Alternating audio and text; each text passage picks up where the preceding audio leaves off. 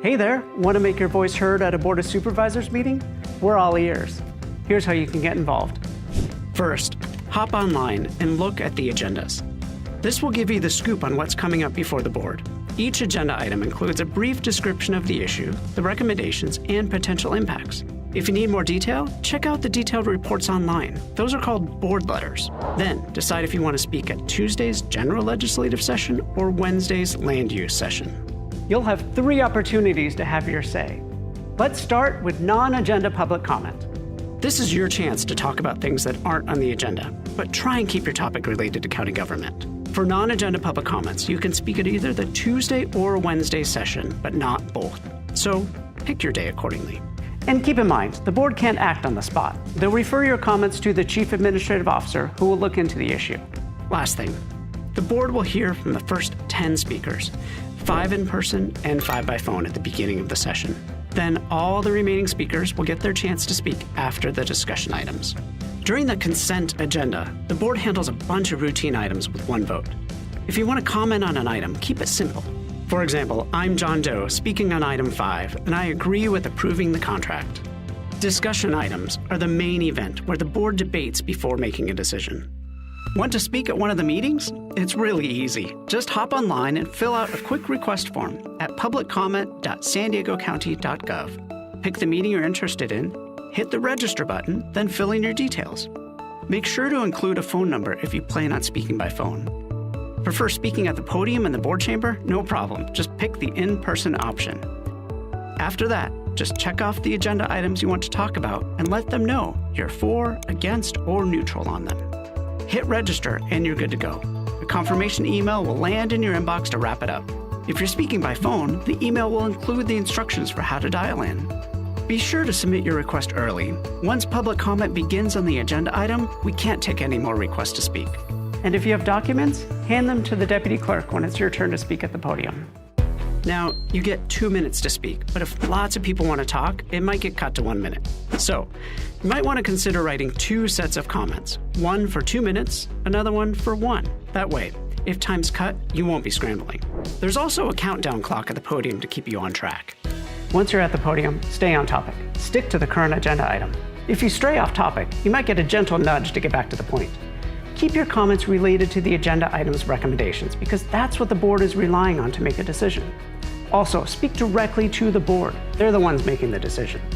When your time's up, it's up. Overstaying might mean getting muted or even asked to leave. Now for some ground rules. For safety, keep aisles and doorways clear. If there isn't a seat, head across the hall to room 302 or the 4th floor balcony to watch the meeting. Respect is huge. Everyone should feel heard. That means you, other speakers, and the Board of Supervisors. Disruptive behavior gets 1 warning, and after that, a deputy sheriff might show you the door. So let's keep it respectful. Your voice matters, and we want to hear from you. Remember, we're all here to make a difference.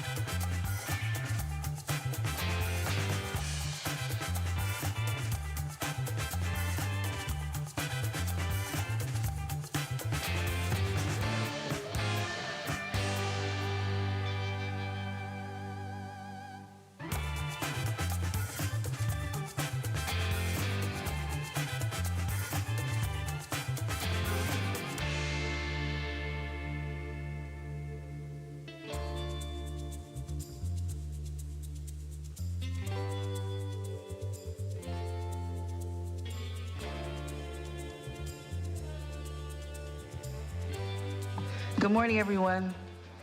Apologies for that. I will now call the August 19th, 2026 San Diego County Board of Supervisors Land Use Legislative Meeting to order. Ryan, please call the roll for today's session. Thank you, Vice Chair Montgomery Stepp. Supervisor Anderson. Here.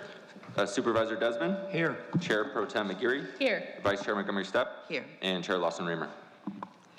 So before we begin this meeting, I want to take a moment to address some House rules. Public engagement is the cornerstone of transparent and accountable government, and these Board of Supervisors meetings are one of the primary venues where all San Diegans can make their voices heard. The county is committed to a work environment that is free from unlawful discrimination and harassment, including sexual, racial, religious, age, disability, or any other form of discrimination or harassment. Under the board's rules, speakers are not allowed to use loud, shouting, threatening, impertinent, slanderous, profane, or abusive language to any member of the board, staff, or the general public. Additionally, all remarks and questions must remain on topic during the duration of your speaking time and must be addressed to the board and not to county staff. Any speaker who engages in comments that break these rules will be issued a warning. After one warning, you will be asked to leave the chambers for the rest of the meeting. Finally, speakers threatening violence may be reported to law enforcement and removed from the meeting. This is a space for community engagement, deliberation, and progress, not for harassment, violence, and hate. We will now proceed with the closed session report. Council, is there a report for yesterday's closed session? Thank you, Vice Chair Montgomery Stepp. The Board of Supervisors met in closed session on August 18th, 2026 from 5:54 p.m. to 7:25 p.m. All board members were present. The board took the following reportable actions. On item 33A, the estate of Dominique McCoy versus County of San Diego et al. By a vote of 5-0, the board ratified County Council's decision to appeal the district court's ruling on summary judgment denying qualified immunity to 2 county employees. On item 33C, Marcus Boyd versus County of San Diego et al. By a vote of 4-0, with Chair Pro Tem McGeary recused, the board ratified County Council's decision to appeal an adverse verdict in a jury trial. On item 33H, Voice of San Diego versus County of San Diego, by a vote of 5-0, the board authorized County Council to refrain from appealing the Superior Court's decision granting a writ petition in a case involving a California Public Records Act request. On item 33I, by a vote of 4-1, with Supervisor Desmond voting no, the board authorized County Council to initiate litigation. Particulars about the litigation will be disclosed to any person upon inquiry after litigation has formally commenced. Thank you very much for that report. We will now proceed with non-agenda public communication. This is an opportunity for the public to address the board on subject matters within the board's jurisdiction, but not on an item that is on today's meeting agenda.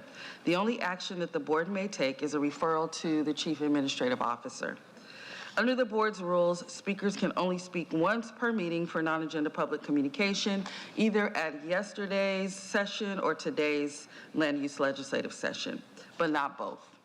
Speakers may select which session to address the board at their own convenience. To better facilitate the meeting, for non-agenda public comment, we do have 5 speakers in person and 5 speakers by phone. The rest of non-agenda public communication will be heard at the close of today's session. Additionally, in accordance with board rules, in order to ensure timely completion of today's agenda, for any discussion item with 10 or more speakers, individuals will have 1 minute to share their opinion at the chair's discretion. A reminder that according to Rule 4A, members of the public that are non-English speaking and need interpretation assistance will get twice the allotted time for their comments. And a final reminder, according to the board's rules of procedures, audience members shall not whistle, clap, stomp, feet, or do anything that disrupts the proceedings. If you disrupt the meeting, you'll be given 1 warning. After that, you will be asked to leave the chamber for the remainder of the meeting. Ryan, can you call the speakers for non-agenda public comment? Thank you, Vice Chair Montgomery Stepp. We do have 19 total requests to speak on matters not listed on the agenda, 9 individuals in person, and 10 requesting to speak by phone. For those that requested to speak by phone, please dial into the conference line now using the instructions that were provided to you. Go ahead and begin with those in-person speakers, and we'll randomly select the first 5 speakers in person today. All remaining speakers will be heard at the conclusion of today's session. As your name is called, if you could please come forward and stand on the arrows until it is your turn to speak at the podium. You'll then have 2 minutes to address the board, and if you could please begin by stating your name for the audio record. Go ahead and invite the first 3 individuals, Jean Duffy, Kathleen Lippett, and Dorothea Flanagan. If you could please come down and line up on the arrows at the podium. And then you have 2 minutes to address the board.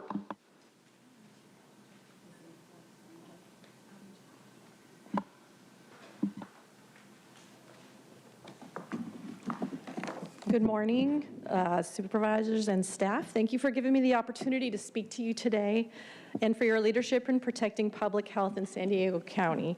My name is Jean Duffy. I am a 34-year resident of unincorporated San Diego County, and I'm here on behalf of the Lakeside, the Mountain Empire, the Spring Valley, and the Julian Community Collaboratives, as well as the many residents I've spoken to who encouraged the county to adopt a smoke-free outdoor public places policy. This type of policy is urgent and valuable to protect our unincorporated rural communities from the dangers of breathing in tobacco and marijuana smoke and vape aerosol, being exposed to environmental toxins in tobacco product waste, and destructive wildfires. Cigarette smoke contains more than 7,000 dangerous chemicals, and anyone exposed breathes in at least 70 cancer-causing chemicals. E-cigarettes do not just release harmless water vapor. When a person exhales a vape, they release an aerosol containing ultrafine particles of nicotine, carcinogenic chemicals like propylene glycol and formaldehyde, and heavy metals like nickel and lead. Bystanders who breathe in these fine particles absorb these toxic substances deep into their lungs, causing asthma attacks and constricting arteries, increasing cardiovascular stress. None of us should be exposed to dangerous chemicals when we walk on the sidewalk, at farmers markets, or when eating on outdoor patios. Smoke-free policies are also effective tools to reduce litter and pollution from toxic tobacco product waste, and they reduce wildfire risk. An average of 44 wildfires a year are started from tobacco use in California alone.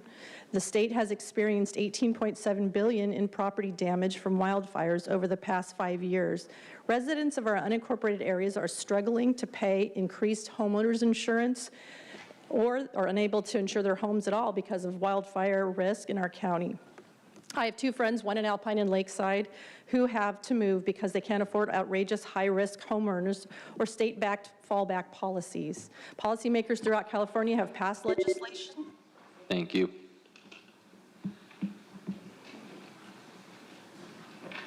Good morning, I'm Dorothea Flanagan. You pretty well know me. I've been coming here with oversight in the 5th District, North San Diego County. This is an ongoing issue with the Code Enforcement Department, where the last time I spoke with Sophia, approximately 6 weeks ago, she thinks her job is to interpret the law. It is not her job to do that. Others that know more about traffic and roadways have studied that, and that's why the code was put together.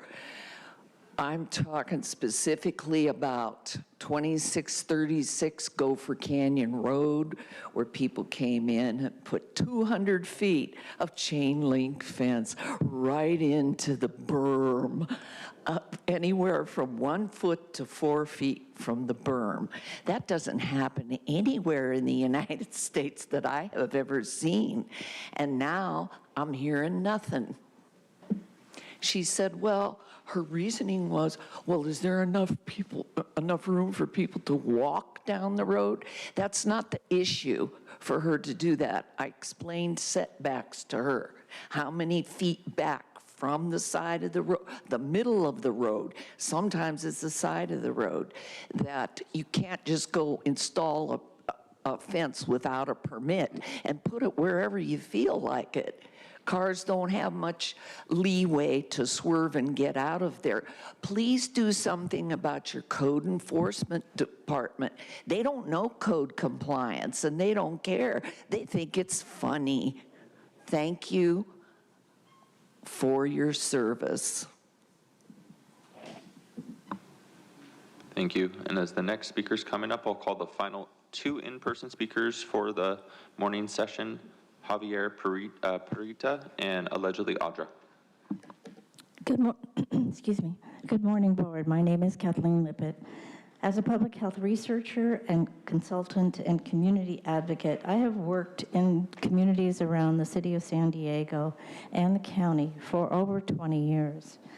I help to advocate community members and raise their capacity to be able to have a say in the policies that government imposes upon them, because it affects their lives, their quality of life, their health, their safety, and their investment in their community. It troubles me that the county there seems to be a disconnect between an addictive drug, marijuana, that they seem to want to promote in the county. And we have provided information and research about the harms of this drug, and especially given that it is not just a normal plant that people think of as 40 years ago, but it is a highly hybridized and genetically modified plant that was created to maximize THC.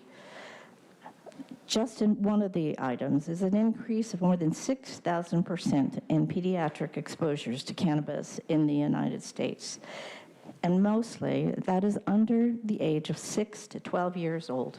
The rise is temporarily associated with changes in federal cannabis policy that began in 2009. But because of the negative effects on children, public policy should be considered. And you certainly shouldn't be creating more opportunities, more access, more commercialization, more promotion, and more advertising. So thank you for letting me speak. Thank you. Next speaker. And then we won't be hearing from allegedly Audra this morning, so we'll go to the next speaker, Dorian. Okay, start. Dorian's in the chat. Perfect. Good morning.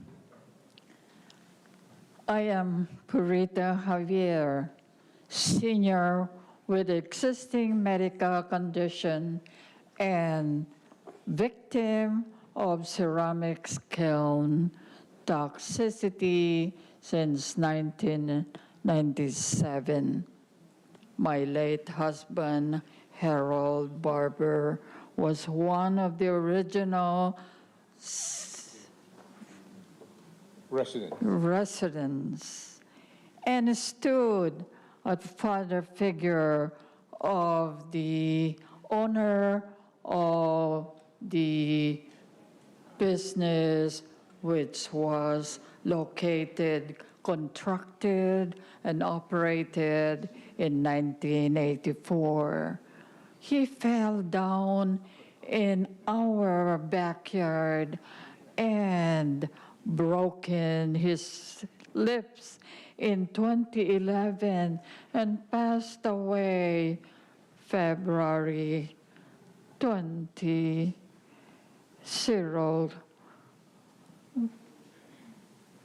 2012. 2012. I remember a world always while in the backyard. Stay away out there. He was at the Hinting a spot. to The the ceramics. ceramics kiln emission. I have no idea about poison gas commission.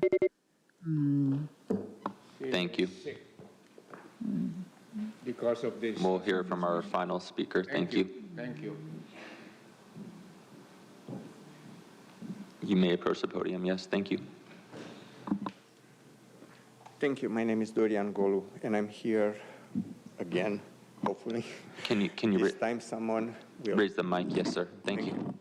someone will care. So I want to bring again to your attention that my family is blasted with chemical, poisonous, sickening gases by the drug dealers who move next door after we complain about their night parties all night long, just cover for their drug dealings.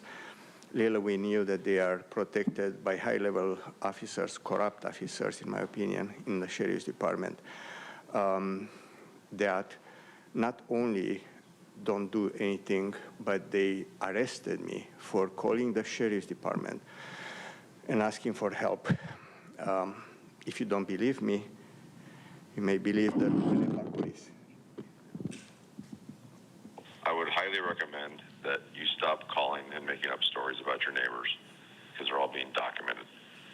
It's not fair to your neighbors. It's not fair to our dispatchers. It's not fair to our deputy sheriffs. If you have any questions, you're welcome to give us a call back. You're going to get me all night, and you're not going to speak with anyone else. So have a good night. Get some rest. Yeah, so I got some rest the next day because that day I couldn't because of the gases. They continued this harassment every day, especially at night, with gases that I have no idea what they are, and most likely from the symptoms, they relate to gases used by the law enforcement for crowd control. This reminds me about the dark days of apartheid when people were kicked out of their houses because a group of people, in this case, Mafia of El Cajon, believes they are above the law. This also reminds me about the dark days of Auschwitz, in which people were sickened or gassed out because a group of people believe they are above the law. I'm not sure how to express with more stronger words than this. Thank Please you. do something. Thank you. We will now hear from those that have requested to speak by phone, and again, in accordance with the board's rules, we'll be hearing from the first 5 callers. The remaining callers will be heard at the conclusion of today's session. When it is your turn to speak, you'll be unmuted, and you'll hear a recording that will tell you to begin your comments, and we will go ahead and begin with our first caller. Real quick, if I could, Madam Chair, if we could get the gentleman that just spoke his address. Thank you. Sure. If you wouldn't mind giving your address to the clerk, she's right there. Raise your hand. Right there. I don't. Look right there. Oh. Yeah. Thank you so much. And all the information is with Ms. Stepp's office. Thank you. Benny Charles. And good morning, members of the board. I'm here representing one of 5 owners in Rayford Drive in Escondido, California. Our family has been affected by an easement that remains on property as the result of an administrative or recording error. Government Code 51057 and 51085 says you cannot accept an open easement without a contemporary 60-day general plan consistency report. The county accepted our easement in 2003 with 0 report. We are asking the county to review the complete history of this matter and help us finally resolve it. Thank you, guys. It sounded like my district, if I could get an address to it. Thanks. Thank you. We'll go to our next caller.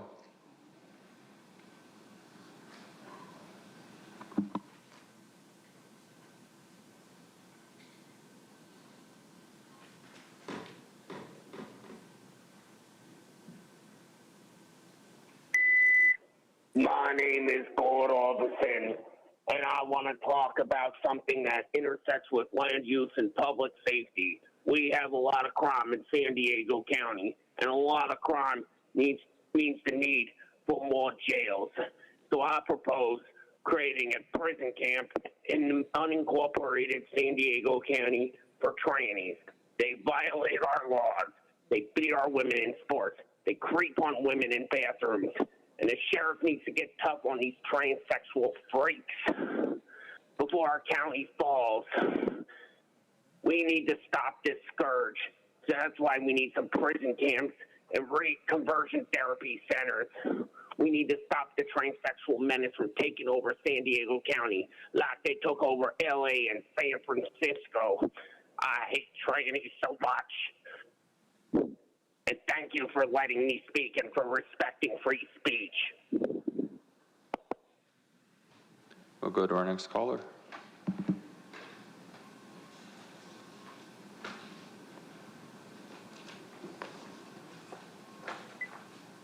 Good morning, Board of Supervisors. Ann Riddle here.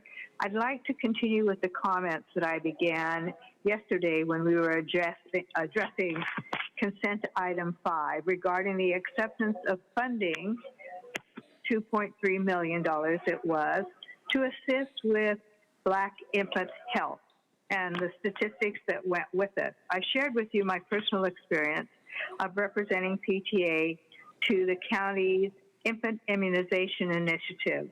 When we looked at the rates here in San Diego County and the rates in Tijuana, and they had a higher immunization rate, and they were concerned. It was interesting. This was a different perspective 30, 40 years ago. And so we were looking at what our infants needed, and we wanted to see what was affecting infant health. And we found that it didn't have so much to do with gender as it does with social economic level. And this matters because you put different solutions in place for those problems associated with social economic issues. I had begun this conversation because I then had, several years later, an experience with the adjudication process, the arrest and adjudication, and eventually, in this case, the loved one went to jail regarding a drug crime.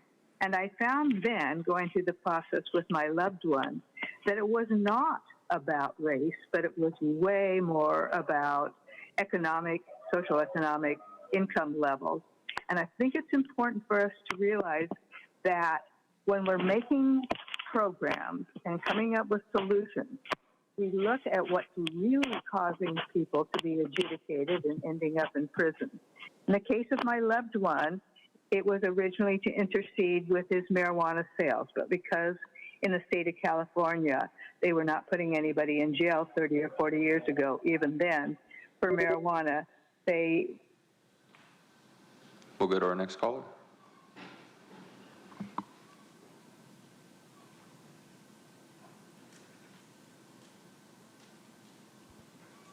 Our next caller is Paul Yu. Your device might be muted. You there, Paul? Okay. Yes, I'm here. Can you hear me? We can hear you. Go ahead and begin your comments. Okay. Good morning, members of the board. My name is Paul Yu, and I'm here today representing one of 5 affected owners. And Benny Charles spoke early this morning, and I am the second in sequence. We filed a verified hybrid petition for writ of mandate, declaratory relief, and quiet title in San Diego Superior Court. We did not want to sue, but your legal office closed our case without investigating. That was a year ago. I submitted a court claim last year, and they closed the case. And then I resubmitted a demand letter in July 25 this year. And I have not heard anything since then. So we have no choice but, filing a court case.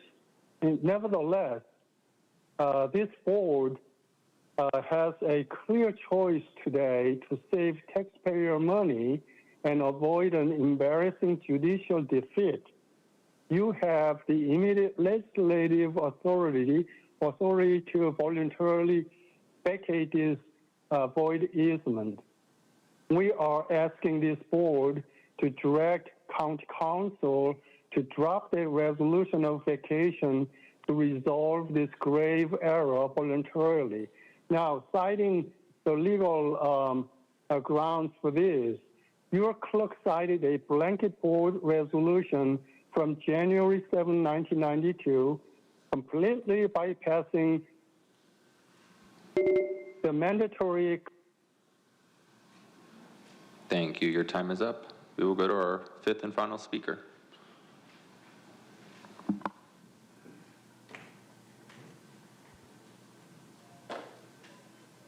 Good morning to the board of members.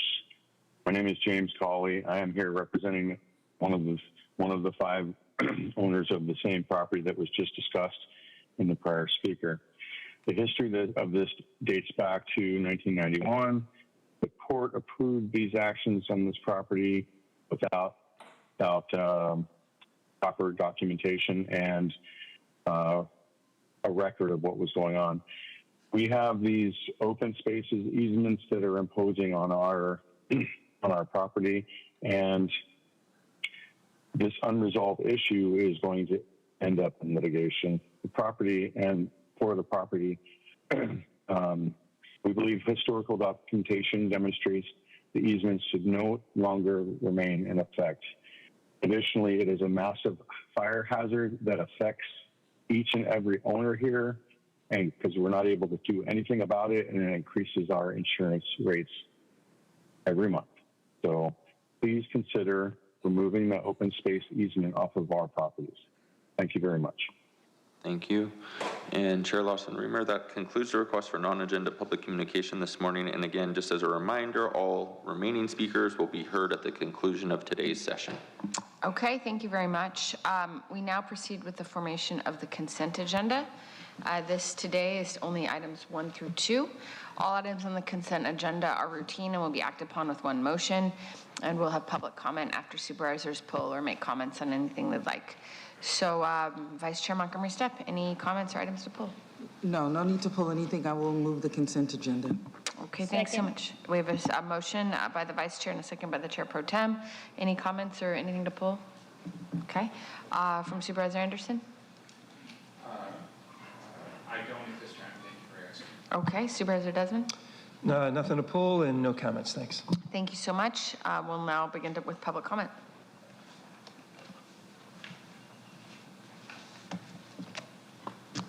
Thank you, Chair Lawson-Remer. We do have, scroll up here, 9 total requests to speak, 3 people requesting to speak in person, and 6 requesting to speak by phone. For any individuals that requested to speak on this item by phone, please dial into the conference line now using the instructions that were provided to you. We'll go ahead and begin with the in-person speakers. As your name is called, if you could please come forward and stand on the arrows until it is your turn to speak at the podium. You'll then have 2 minutes to address the board, and if you could please begin by stating your name for the record. I'd like to invite forward all 3 individuals, Kathleen Lippett, Cesar Javier, and allegedly Audra. Also, please identify which items on the consent calendar you are speaking about.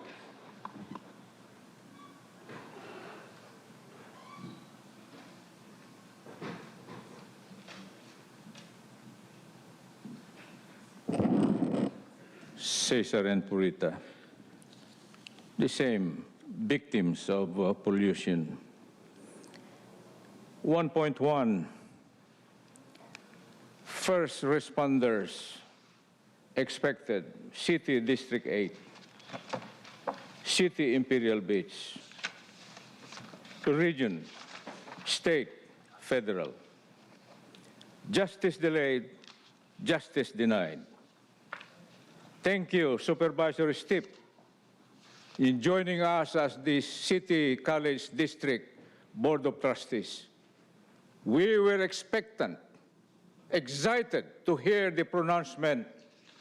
City colleges, please make a curriculum or program to train people to clean the mess of the border pollution and cure, care, feed, shelter our San Diegans.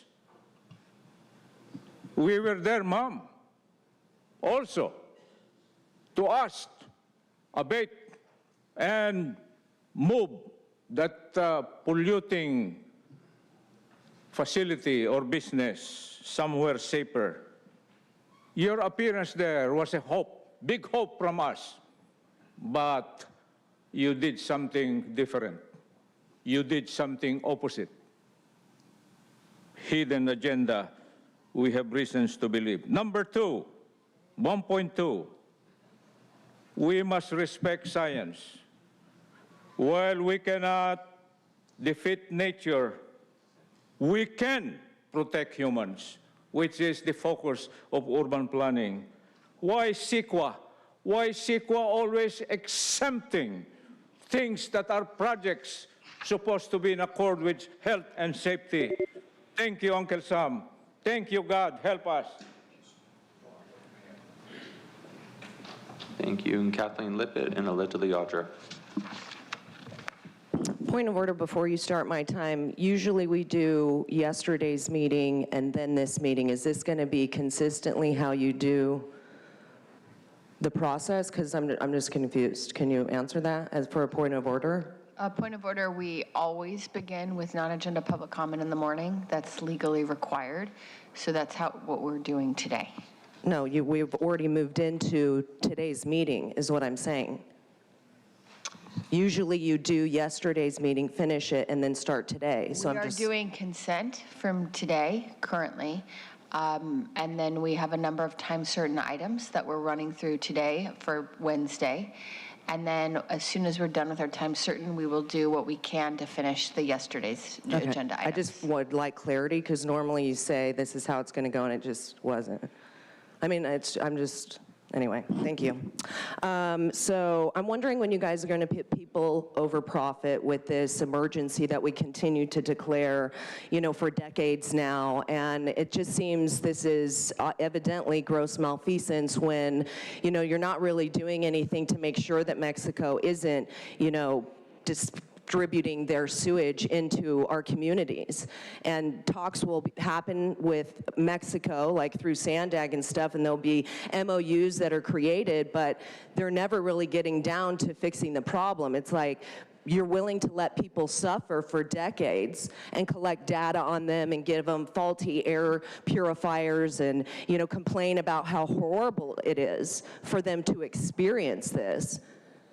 But where is the urgency to do something about it? Because there's more concern about the profit that comes from the port of entry, the $60 billion that comes across. So you're not willing to even go, let's stop that until Mexico gets their shit together. Because our people are suffering, and it's so sad to see that you guys care more about that profit that comes in than telling Mexico, like, you need to, even with like Sandag and the toll roads, like, we're gonna give them control over that and they're gonna get funding for it, but we're not gonna make them, ensure that they're putting this into processing plants and stuff like that. So it's like, you guys wanna sit here and you wanna do this and you wanna, act as though you really care. But Paloma, this is your community. And it's like, you are gaslighting them when you sit here and act like you give a shit. Because I bet you don't even sit there and suffer the consequences that they do, because you could go and leave that place. And people are stuck there suffering, waiting for you guys to actually do something. How long is it going to be? 30 more decades? And next speaker. Good morning again. Thank you. I just wanted to remind what the California Environmental Quality Act is supposed to be. It was meant to be considered at the earliest possible stages in the project's process. It applies to all discretionary projects proposed to be conducted or approved by California public agencies and includes private projects requiring discretionary government approval. The environmental review process should begin as soon as the project is proposed, before any significant decisions are made about the project. These exemptions were designed to streamline the environmental review process for projects deemed to have minimal or negligible environmental impacts. However, we see it being used for pretty much anything that the county wants to rush through, and that includes the social equity cannabis program, battery energy storage facilities, wind turbines, and large-scale solar projects. Statutory exemptions are explicitly defined by the California legislature and apply regardless of a project's potential environmental impacts. Examples include emergency repairs to public service facilities, certain affordable housing projects, and transportation projects specified in state law. There are categorical exemptions established by the Secretary of the California Natural Resources Agency. These apply to classes of projects that typically do not have significant environmental effects, which many of your exempted projects do. Exceptions exist if a project could cause significant cumulative impacts and affect sensitive environments, and they most certainly do in our unincorporated communities, which should not be used as dumping grounds. Thank you. Thank you. We will now hear from those that have requested to speak by phone. Again, when it's your turn to speak, you'll be unmuted. You will hear a recording that will tell you to begin your comments, and we will go ahead and begin with our first caller.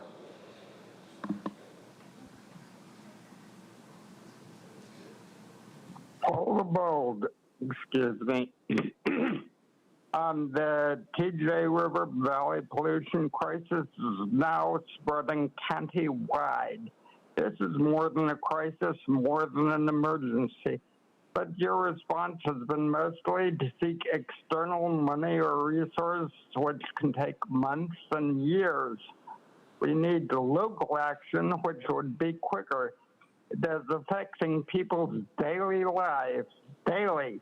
People are getting sicker, worse, daily. You mentioned local efforts in the last paragraph. We need action now, not in the future, not when Congress or the state can find the money to act. And by the way, some of the pollution is coming from the United States, so you know, it's not like we need to go to Mexico to find it all the time. We're getting tired of air purifiers that don't work, of repeated studies which find the same basic thing, of people getting sick from the pollution, of money being thrown at so many things that haven't worked, like the air purifiers. Time for a new approach, maybe local action, like I keep saying. I have previously mentioned several possible solutions, the main one being handheld pollution monitors to find out which buildings and exactly where the pollution is coming from. Look them up. And by the way, a lot of these sources are probably accidental little cracks that no one noticed. But I cannot support the continuation of what is essentially an industry based on promoting the emergency rather than fixing it. Summarification, it sounds okay. Thank you. Your time is up. We'll go to our next speaker.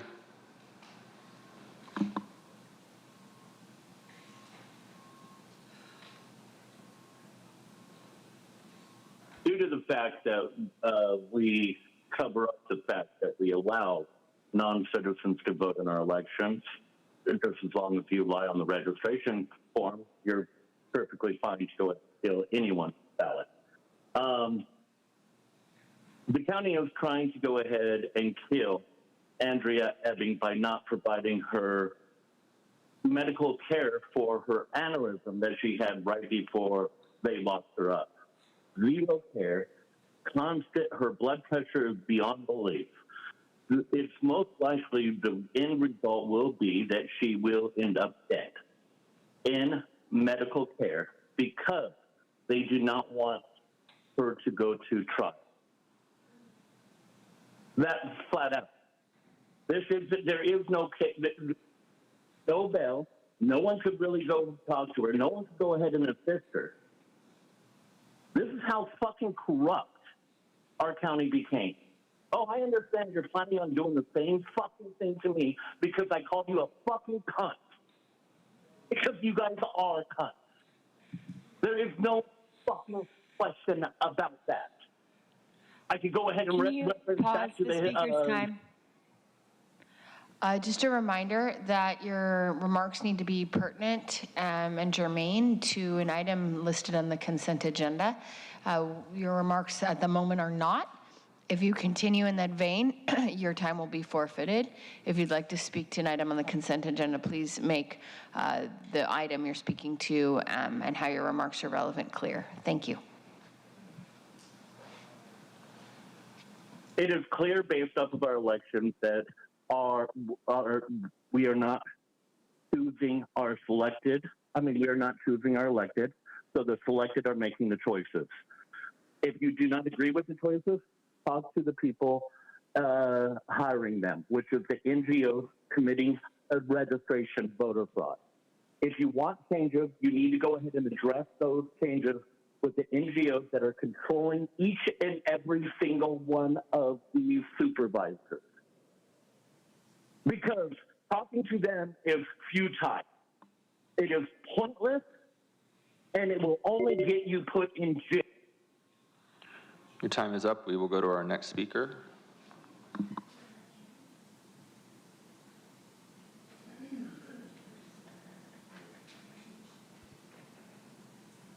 Hector here.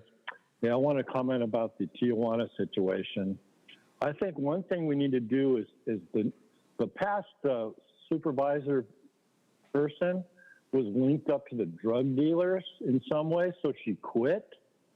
I wonder if the new one has any connections to the drug dealers. You know, she knows the mayor of Tijuana. He's linked up to the drug dealers, so I wonder if she would disclose, because I think she's an anchor baby to begin with. Her parents brought her here to have her, so. But I think we should check that out to have anything to do with the Tijuana River scene. And then let's talk to Homeland Security and have them put 3 border walls right there, 20 feet apart. The first one will strain the junk coming in from Tijuana, and then that's like 5 inches. The next one can be 3 inches, like a strainer, and then 10 feet or 20 feet away from that one, have it like 1 inch away. That way we can get all the trash first. And Trump's got billions of dollars. He's got the wall out there.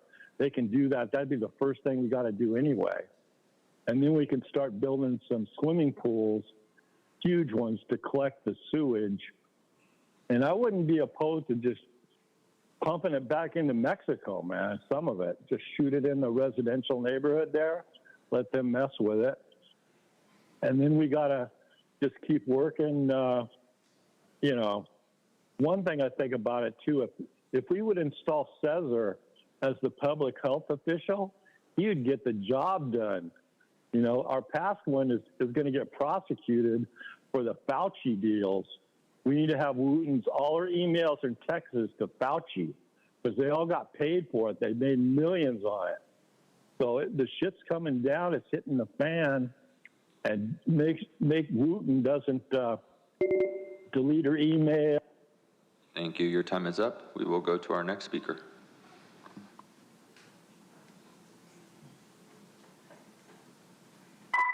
It's truth, item 2. So I want to say, though, first, for the record, Kara, you were 18 minutes late today, and yes, you failed to clarify the order of the meeting for the public.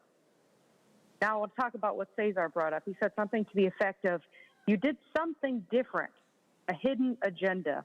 And I believe that was directed towards Monica, but it applies to several politicians, and in this item specifically, it applies to sewage queen Manuela Loma Aguirre, and her constant lies. Let me play a clip, actually. Even though more data is helpful from a health perspective to characterize what's going on, we do not need more data to act. We have more than enough from these 2 federal health surveys alone and what we've been hearing from the community to act. Yeah, I agree with what you're saying. We do have sufficient data. I know I do live there. I know I do live there. Who laughs after they say they live somewhere? Isn't that weird? Really weird and suspicious? But I play that because we've heard her say, oh, there's plenty of studies. We can just act now. And then you hear the guy that works for the county. He admitted it too. We can act now, and yet the county has done absolutely nothing other than this state of emergency declaration that does absolutely nothing. But she flip-flops. That's all she's ever done. Because just like Lemon Grove Mayor Allison Snow, you are fake. You are a fake person. All you're interested in is manipulating people and exploiting their suffering for your own personal political gain. Manuela spend more energy on a taxpayer-funded logo for herself than for stopping Mexico sewage. Because at Sandag, she has had opportunity after opportunity after opportunity to not support the Otay Mesa East border crossing, which is going to bring more development and more sewage to Imperial Beach. And she has refused, just like she voted no to their plan of stopping it, just like her fake purifier solution to APCD. She's the opposite of Coronado Mayor John Duncan, who wants real solutions. He said, one fact must remain clear. Thank you. Your time is up, and we will go to our next speaker.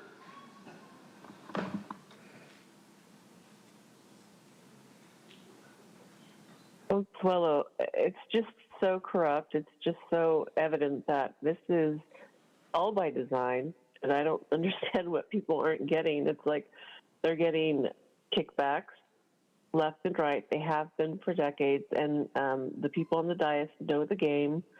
I mean, they know it so well. They're so arrogant. They don't listen to any of us and any of the people. They could care less about the people suffering. I mean, you got Anderson there scrolling away all the time. I mean, isn't your hand burning by now, dude? Seriously, put that freaking phone down and listen. It's just so sick how you guys behave up there, and how it's insane how people just believe like, yeah, there's, you know, we're still waiting on a solution. There's so much money, there's so much technology. This could have been taken care of decades ago, but there's money involved. So until people realize that, I don't know how this has gone on for so long, and it's just kind of like, gosh, the people that just have allowed it, like you guys, you don't have, it's not rocket science, man. It's just so simple, and it really is. Money, technology, but people are getting kickbacks, and there's a reason, all by design. There's a reason why this is going on for so long, and it's our waters, it's the animals being affected, it's the humans being affected, it's everything.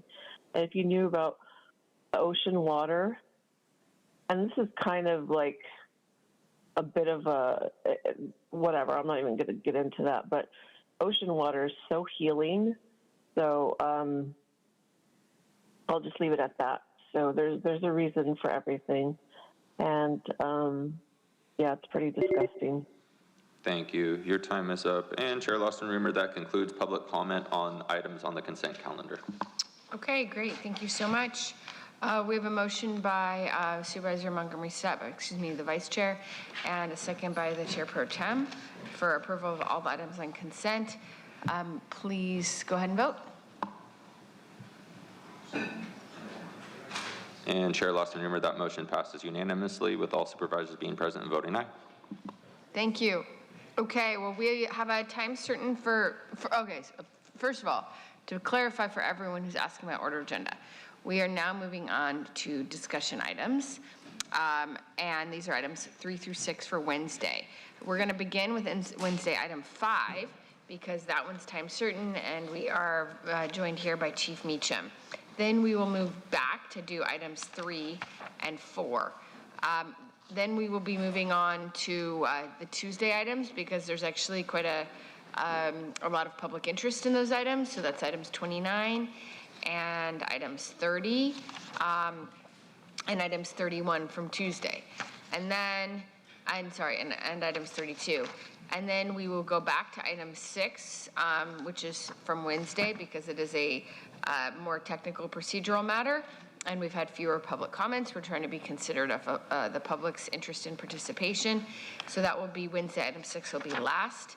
And then we have adjournment. Okay? So for everyone who was curious, now your curiosity is satisfied. We will begin with item 5. Thank you.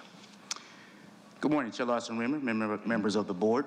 Today's presentation will provide an update of the San Diego County's wildfire preparedness efforts and the continued investments being made to mitigate wildfire risk and protect our communities.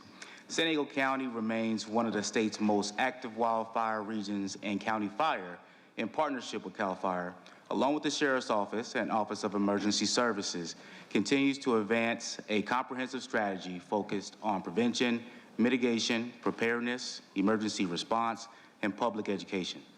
Today's presentation will highlight current wildfire conditions and regional fire resources, aviation and technological enhancements, community risk reduction work, emergency management coordination, and evacuation readiness. I'm joined today by Chief Tony Meacham, our Chief for County Fire and CAL FIRE, Dale Arbuthnot, our Director of the Office of Emergency Services, and Sergeant Michael Hanks and Lieutenant Gavin Lanning with the San Diego County Sheriff's Office. I'll now turn the presentation over to our Chief. Thank you, Andrew, and good morning, Chair Larson-Remer and members of the board.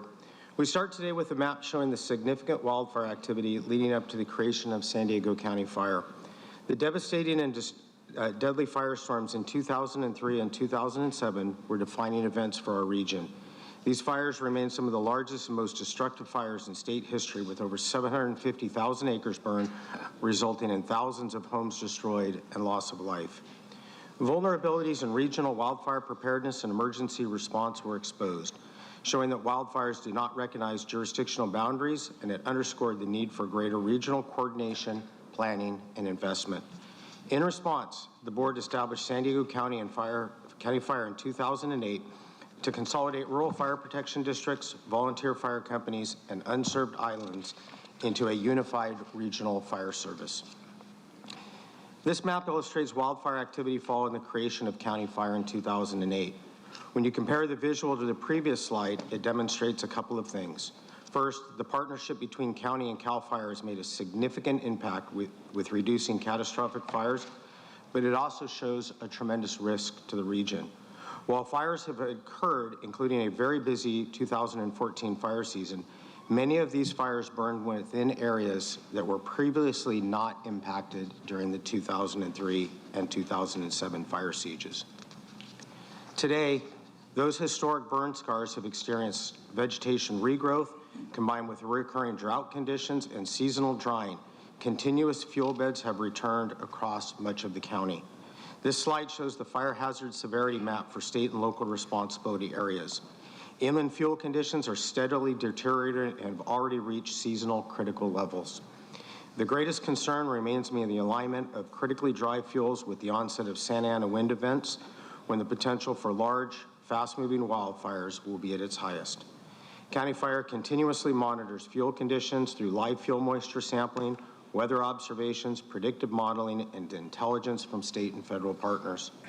Fire conditions directly influence staffing decisions, resource pre-positioning, aviation readiness, and vegetation management priorities. Fuel conditions help us define the level of wildfire risk, but regional preparedness ultimately depends on having the people and resources in place to respond quickly and effectively. The county funds nearly 300 firefighters assigned across 21 county fire stations, supported by a fleet of more than 225 apparatus and vehicles. The region is further supported by 18 CAL FIRE state-funded stations, 5 fire camps, 3 aviation facilities, and more than 800 CAL FIRE firefighters assigned during the peak fire season. The department also operates an extensive paramedic ambulance system, providing critical emergency medical services to our rural communities. These investments provide round-the-clock all-hazard emergency response capabilities across our region. In addition to the firefighters on the ground, we also attack fires from the air. Aviation plays a critical role in San Diego County's overall wildfire response strategy and one of the most significant investments made to strengthen regional resilience. The county purchased an S-70 Firehawk helicopter, which became operational in May and provides nighttime fire response and 1,000-gallon water drops to support wildfire suppression. Its deployment is aligned with the arrival of CAL FIRE's C-130 Hercules air tanker at the Ramona Air Attack Base, further strengthening the region's aerial firefighting capability. At the same time, substantial upgrades to the base itself have expanded operational capacity and positioned Ramona as an increasingly important aviation hub for Southern California. The importance was demonstrated over the past couple of months during both Sereno fires in the city of San Diego and the recent Creelman fire in Ramona, where a coordinated response of aviation assets helped knock down these fires. In addition to air assets, other investments have bolstered the effectiveness of incident response. Advancements in technology have become essential, and County Fire leverages multiple technology platforms to improve situational awareness, accelerate decision-making, and enhance coordination before, during, and after incidents. County Fire utilizes Tablet Command, a cloud-based incident management platform that provides real-time unit tracking, resource status updates, and electronic tactical information sharing, improving interoperability and reducing communication delays. Digital tactical mapping allows incident commanders to visualize fire perimeters, infrastructure, topography, evacuation zones, fuel conditions, and critical assets with a common operating picture. The new Aware California platform will provide near real-time access to UCSD wildfire cameras, satellite detections, weather information, and other operational intelligence when it is released next month. For emergency managers and first responders, this information supports early fire detection, improves situational awareness, and more informed deployment decisions. For residents, the public-facing application provides access to live camera imagery, incident information, allowing them to monitor conditions across the region and better understand wildfire activity affecting their communities. While we continue to look towards technology response effectiveness, pre-fire efforts must remain a top priority. Community risk reduction is the county's most effective long-term wildfire mitigation strategy. County Fire began utilizing Vibrant Planet, a platform to identify potential fuel reduction project areas, validate existing projects, and support community wildfire protection plan development and unit fire plan efforts across San Diego County. During the 2025 calendar year, crews completed nearly 800 miles of vegetation management on county and state roads, constructed approximately 224 acres of fuel breaks, completed approximately 45 lane miles of retardant treatment. County Fire also completed more than 37,000 defensible space inspections, updated 10 community wildfire protection plans, and supported the creation of 17 new fire safe councils. Community preparedness efforts include 67 CERT trainings and events, maintenance of approximately 100 active CERT volunteers, 11 community chipping events, 11 school fire safety events, 13 wildland-urban interface classes, and outreach affecting and reaching thousands of our residents. To share more on emergency preparedness, I'll now turn the presentation over to Daryl Arbonat, Director of County OES. Thank you, Chief Meacham.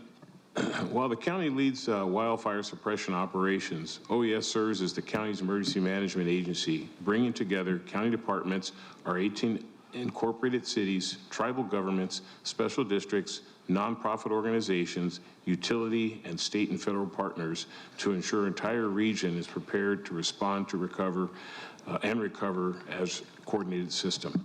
Before wildfire season, we work with our partners to update emergency evacuation plans, conduct regional training exercises, expand community preparedness efforts, maintain Alert San Diego, and ensure the Emergency Operations Center is ready for activation whenever needed. During a major wildfire, when the incident exceeds the capabilities of a single jurisdiction, OES activates the county's Emergency Operations Center to coordinate resources, request emergency alerts, public information, situation reporting, sheltering for both residents and animals, and state and federal assistance response to support the needs that protect lives and property. Over the past year, we've conducted strenuous strengthening our regional readiness through investments in community preparedness, emergency planning, operational readiness, and regional coordination. To better support this mission, OES recently reorganized around the emergency management life cycle by creating dedicated divisions for community engagement, preparedness, planning and training, and response and coordination. Through our Community Engagement Preparedness Division, we conducted more than 70 community outreach events, including a regional fire weather workshop that brought together emergency managers, fire, utility, and other regional partners to coordinate ahead of wildfire season. We improved the accessibility to the Alert San Diego website and mobile app and continued helping residents better prepare for emergencies through public education and preparedness initiatives. Through our Planning and Training Division, we've updated the multi-jurisdictional hazardous mitigation plan to include additional wildfire mitigation actions and revised the county's emergency operation plan, including the wildfire response annex. We've coordinated regional training exercises, strengthened our regional readiness for future disasters, and improved preparedness across county departments and our operation area partners. Through our Response and Coordination Division, we prepared the county's Emergency Operations Center for wildfire season, coordinated response planning across operational area, and with the state enhanced Alert San Diego and the Genesis Protect to better improve public warning, evacuation, and strengthening recovery planning to the communities so the communities can recover more quickly from disasters. The strength of San Diego County's emergency management system comes from the partnerships we've built and continue to build across the county's departments, city, tribal governments, special districts, nonprofit organizations, and our state and federal partners. Together, those partnerships help ensure we're ready to protect our communities before, during, and after disasters. Now I'll turn the presentation over to Sergeant Michael Hanks. Thank you, Director. As the Chief Law Enforcement Officer for San Diego County, the Sheriff serves as the Law Enforcement Mutual Aid Coordinator for the county. The Sheriff's Emergency Planning Detail manages the training, planning, and logistics for the response to natural and man-made disasters, which includes wildfires.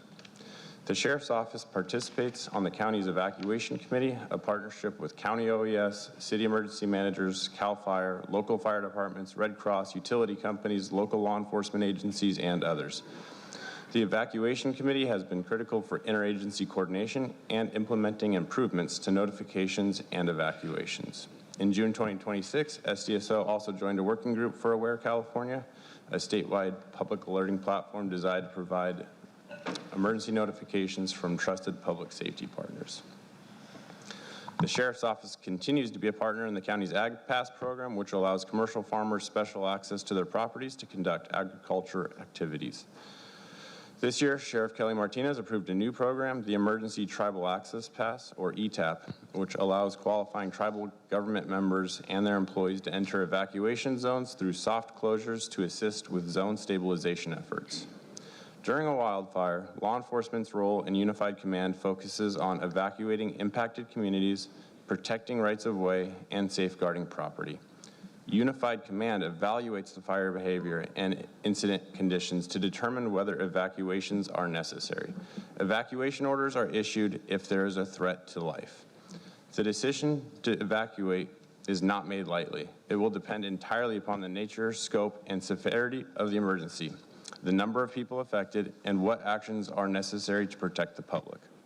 While law enforcement is responsible for issuing and conducting evacuations, we rely heavily on the expertise of our fire departments on when and where evacuations are needed based on fire behavior. Due to the dynamic nature of disasters, evacuation routes, temporary evacuation points, and shelters are pre-planned but intentionally not pre-published. When evacuation orders are required, the Sheriff's Office uses multiple methods for notifying the public, including WIAs, Genesis Protect, Alert San Diego, high-low audible warnings, and door-to-door notifications.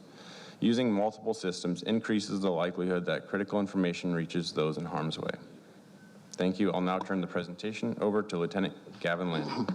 Thank you, Sergeant Hanks. Good morning, and thank you for the opportunity to speak today about wildfire preparedness and the critical role ASTRIA plays in protecting the people of San Diego County. ASTRIA is the aerial support unit for the Sheriff's Office and has been serving our communities since 1971. Today, our program is divided into 3 missions: patrol operations, firefighting, and search and rescue. All combined, we responded to over 5,500 missions in 2025. Wildfire response continues to be one of our highest priorities. In 2025, Astria responded to 285 fire dispatches and delivered 985 water drops in support of suppression efforts across the county. Protecting San Diego County from the threat of wildfires requires a true team effort.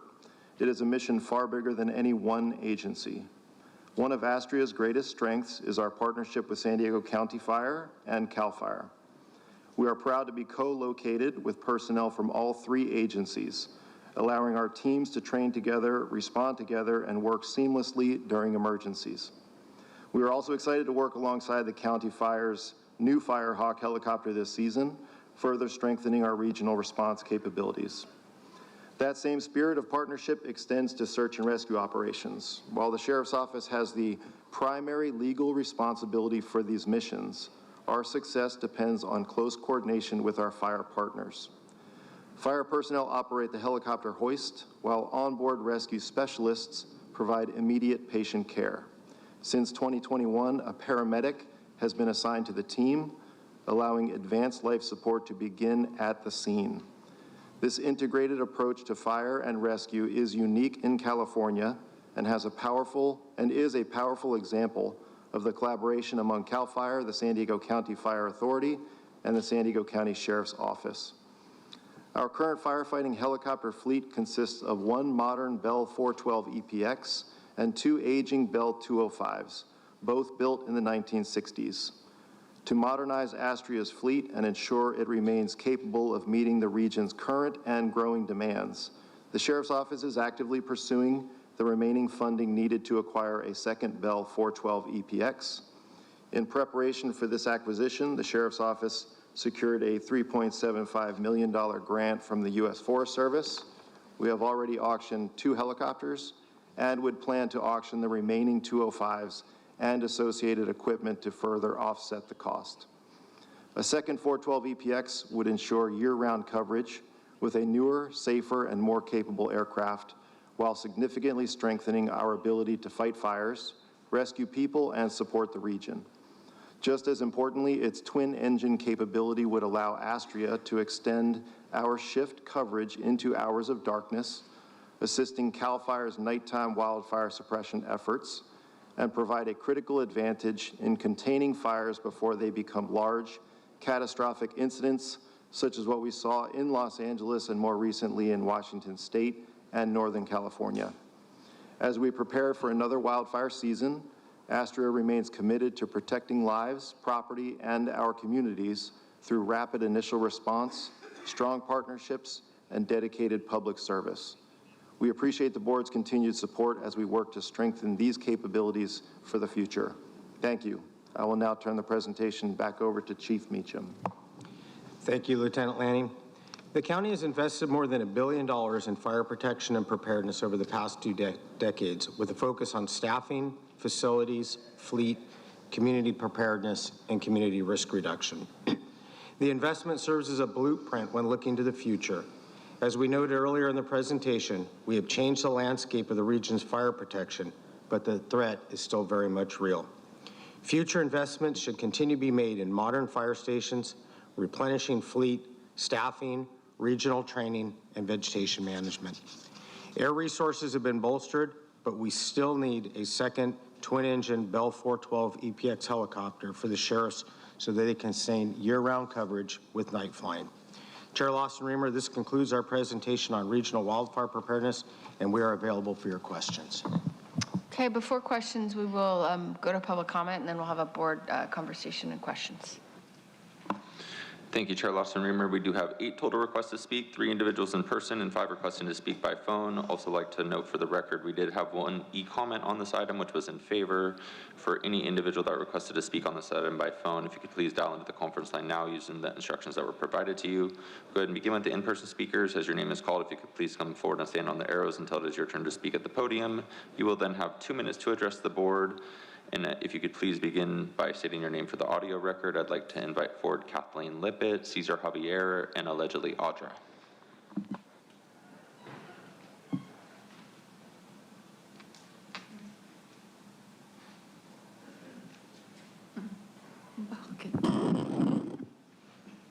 Thank you for your service.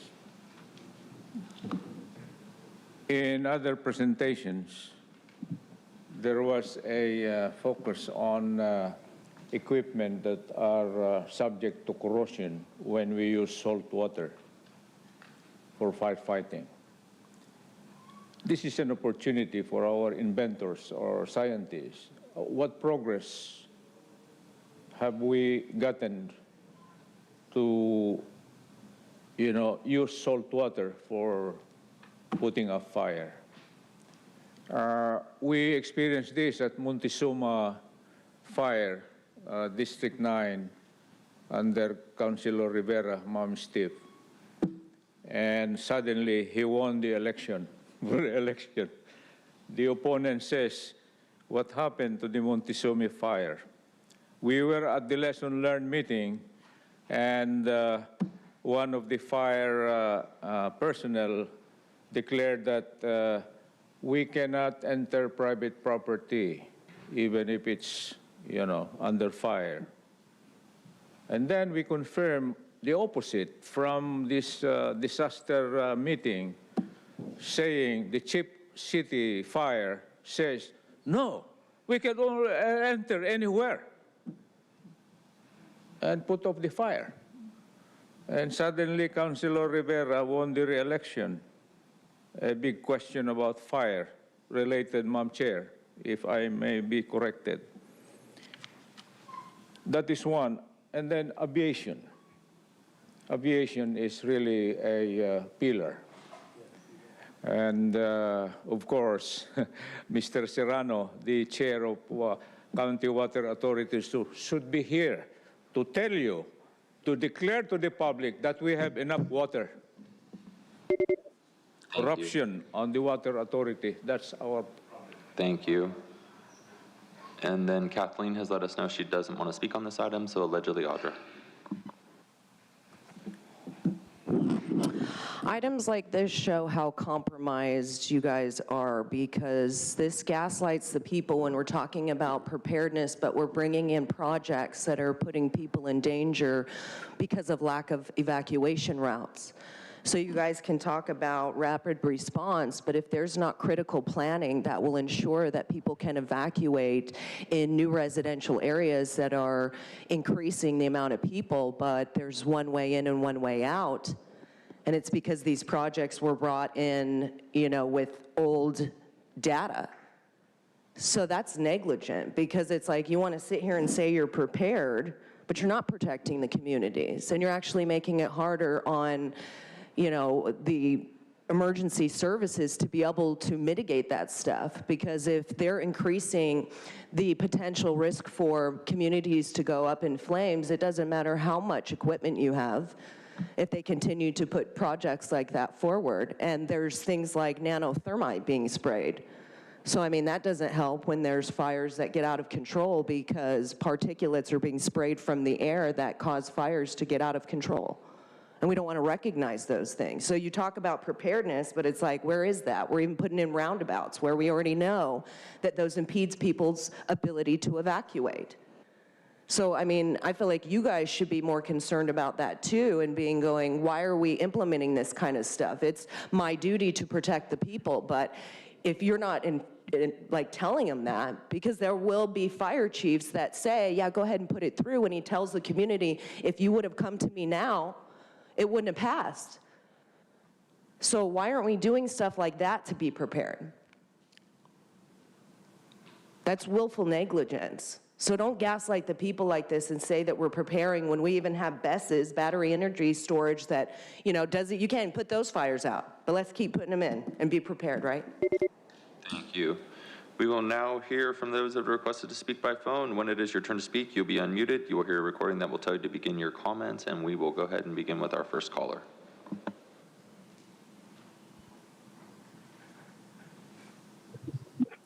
All about prepare for another wildfire season? Buddy, the season started a while ago. Wildfires are now a year-round thing. All of the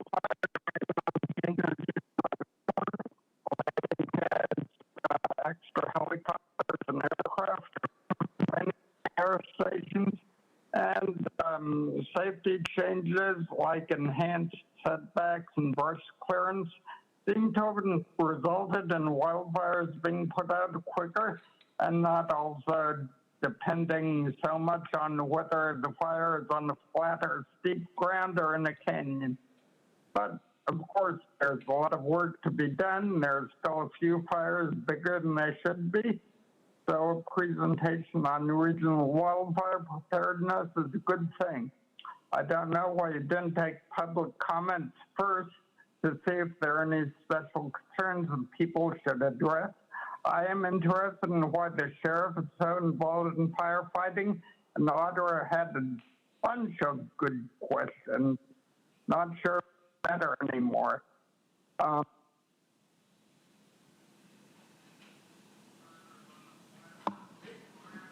think we lost you, Paul. You there? All right, we'll go to our next speaker.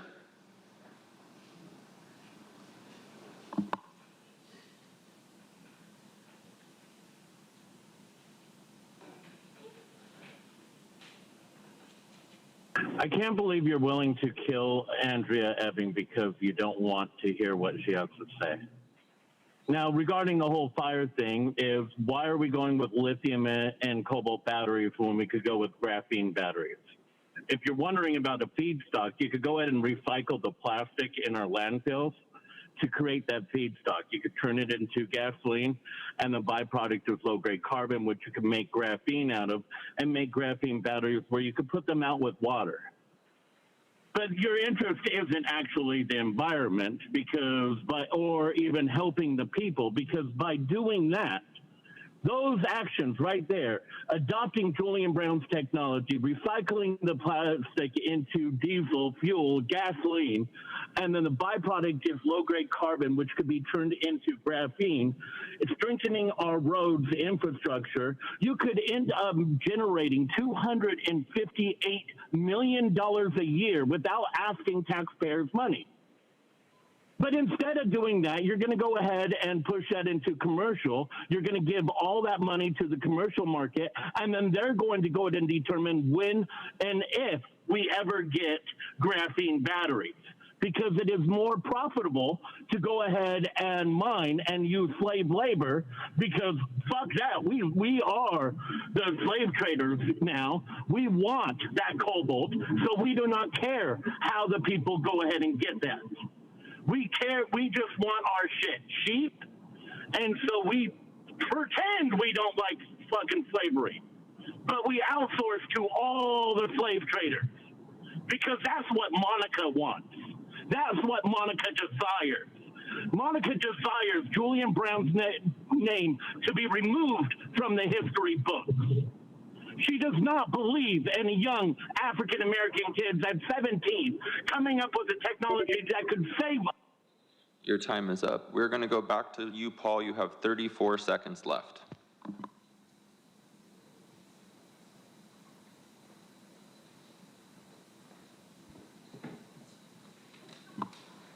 You there, Paul? Your phone might be muted, Paul. Okay. Oh, no, do I 2 minutes? You're having some connection issues. Okay, but do I get 2 minutes? No. Anyway, what? Okay, well, there's a lot of work to be done. There are a few bigger.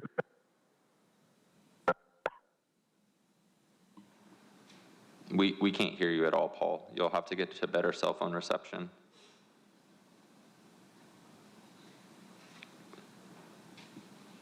All right, we'll go to our next speaker.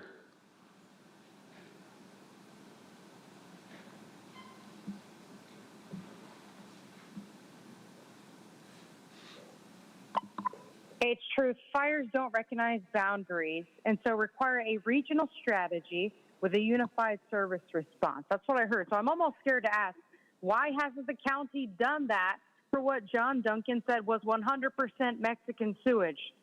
See, again, the hypocrisy reveals itself, and it's why people are now seeking yet another recall.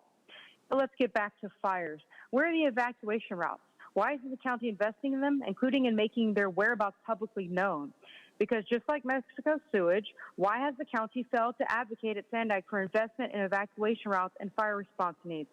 The 67 I've been bringing up for years, and there's been no real moves towards making it even basically safe for the public to drive, let alone evacuate from. Too much of this presentation was about what firefighters need, but not what the public needs. I like the CAL FIRE fire map, and it should be more promoted. The live camera should be linked on the page. The county needs to advocate for enforcement on arsonists, treatment for drug addiction and use, and brush mitigation, since the county allows drug addicts and arsonists to burn down communities. Has the county invested in fire sensors? Because those, along with fire cameras, help catch the arsonists. The county needs to advocate on changing state law, aka a CEQA exemption, to be able to use homeowners' swimming pools during fire responses, even if it requires MOUs. Why hasn't the county invested in more night flying helicopters? Why did it take years to even get one? Why did the county wait to act when they knew the helicopter wasn't working for at least 6 months? Why did Meacham get mad when I told the Sandag Public Safety about that? Why did the county not get a night flying helicopter until I brought it up countywide? That's an admission that regional watchdogging accountability is important. And yes, if the county continues to support fire-prone battery energy storage sites, wind turbines, and EVs, along with emergency vehicle blocking roundabouts and evacuation blocking high-density projects, then everything said here is fake, fake, fake, fake. Thank you. Thank you. Your time is up. We'll go to our next speaker.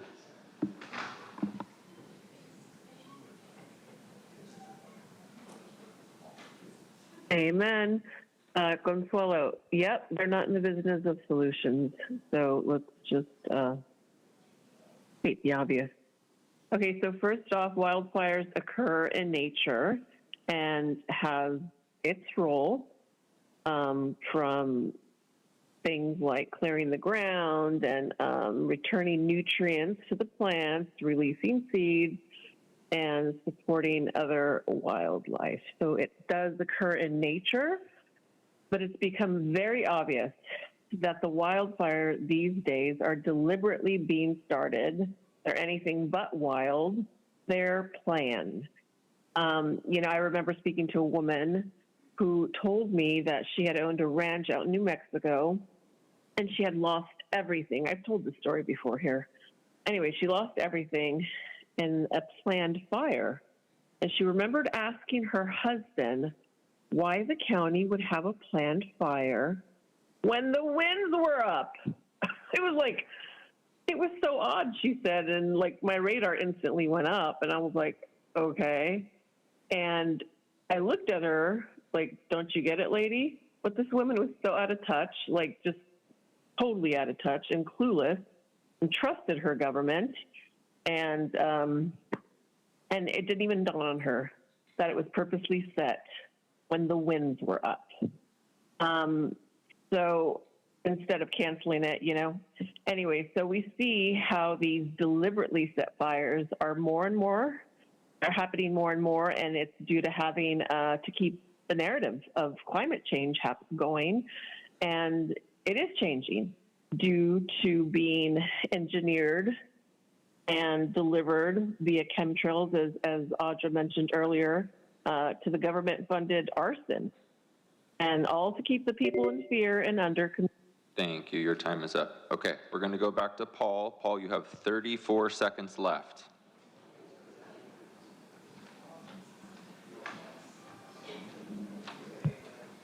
Paul, I hope you can hear me now. We can hear you. Hello? Can you hear me? Great. Let's see. So, presentation on wildfire preparedness is a good thing. I don't know why you didn't take public comments first to see if there are any special concerns the fire people should address.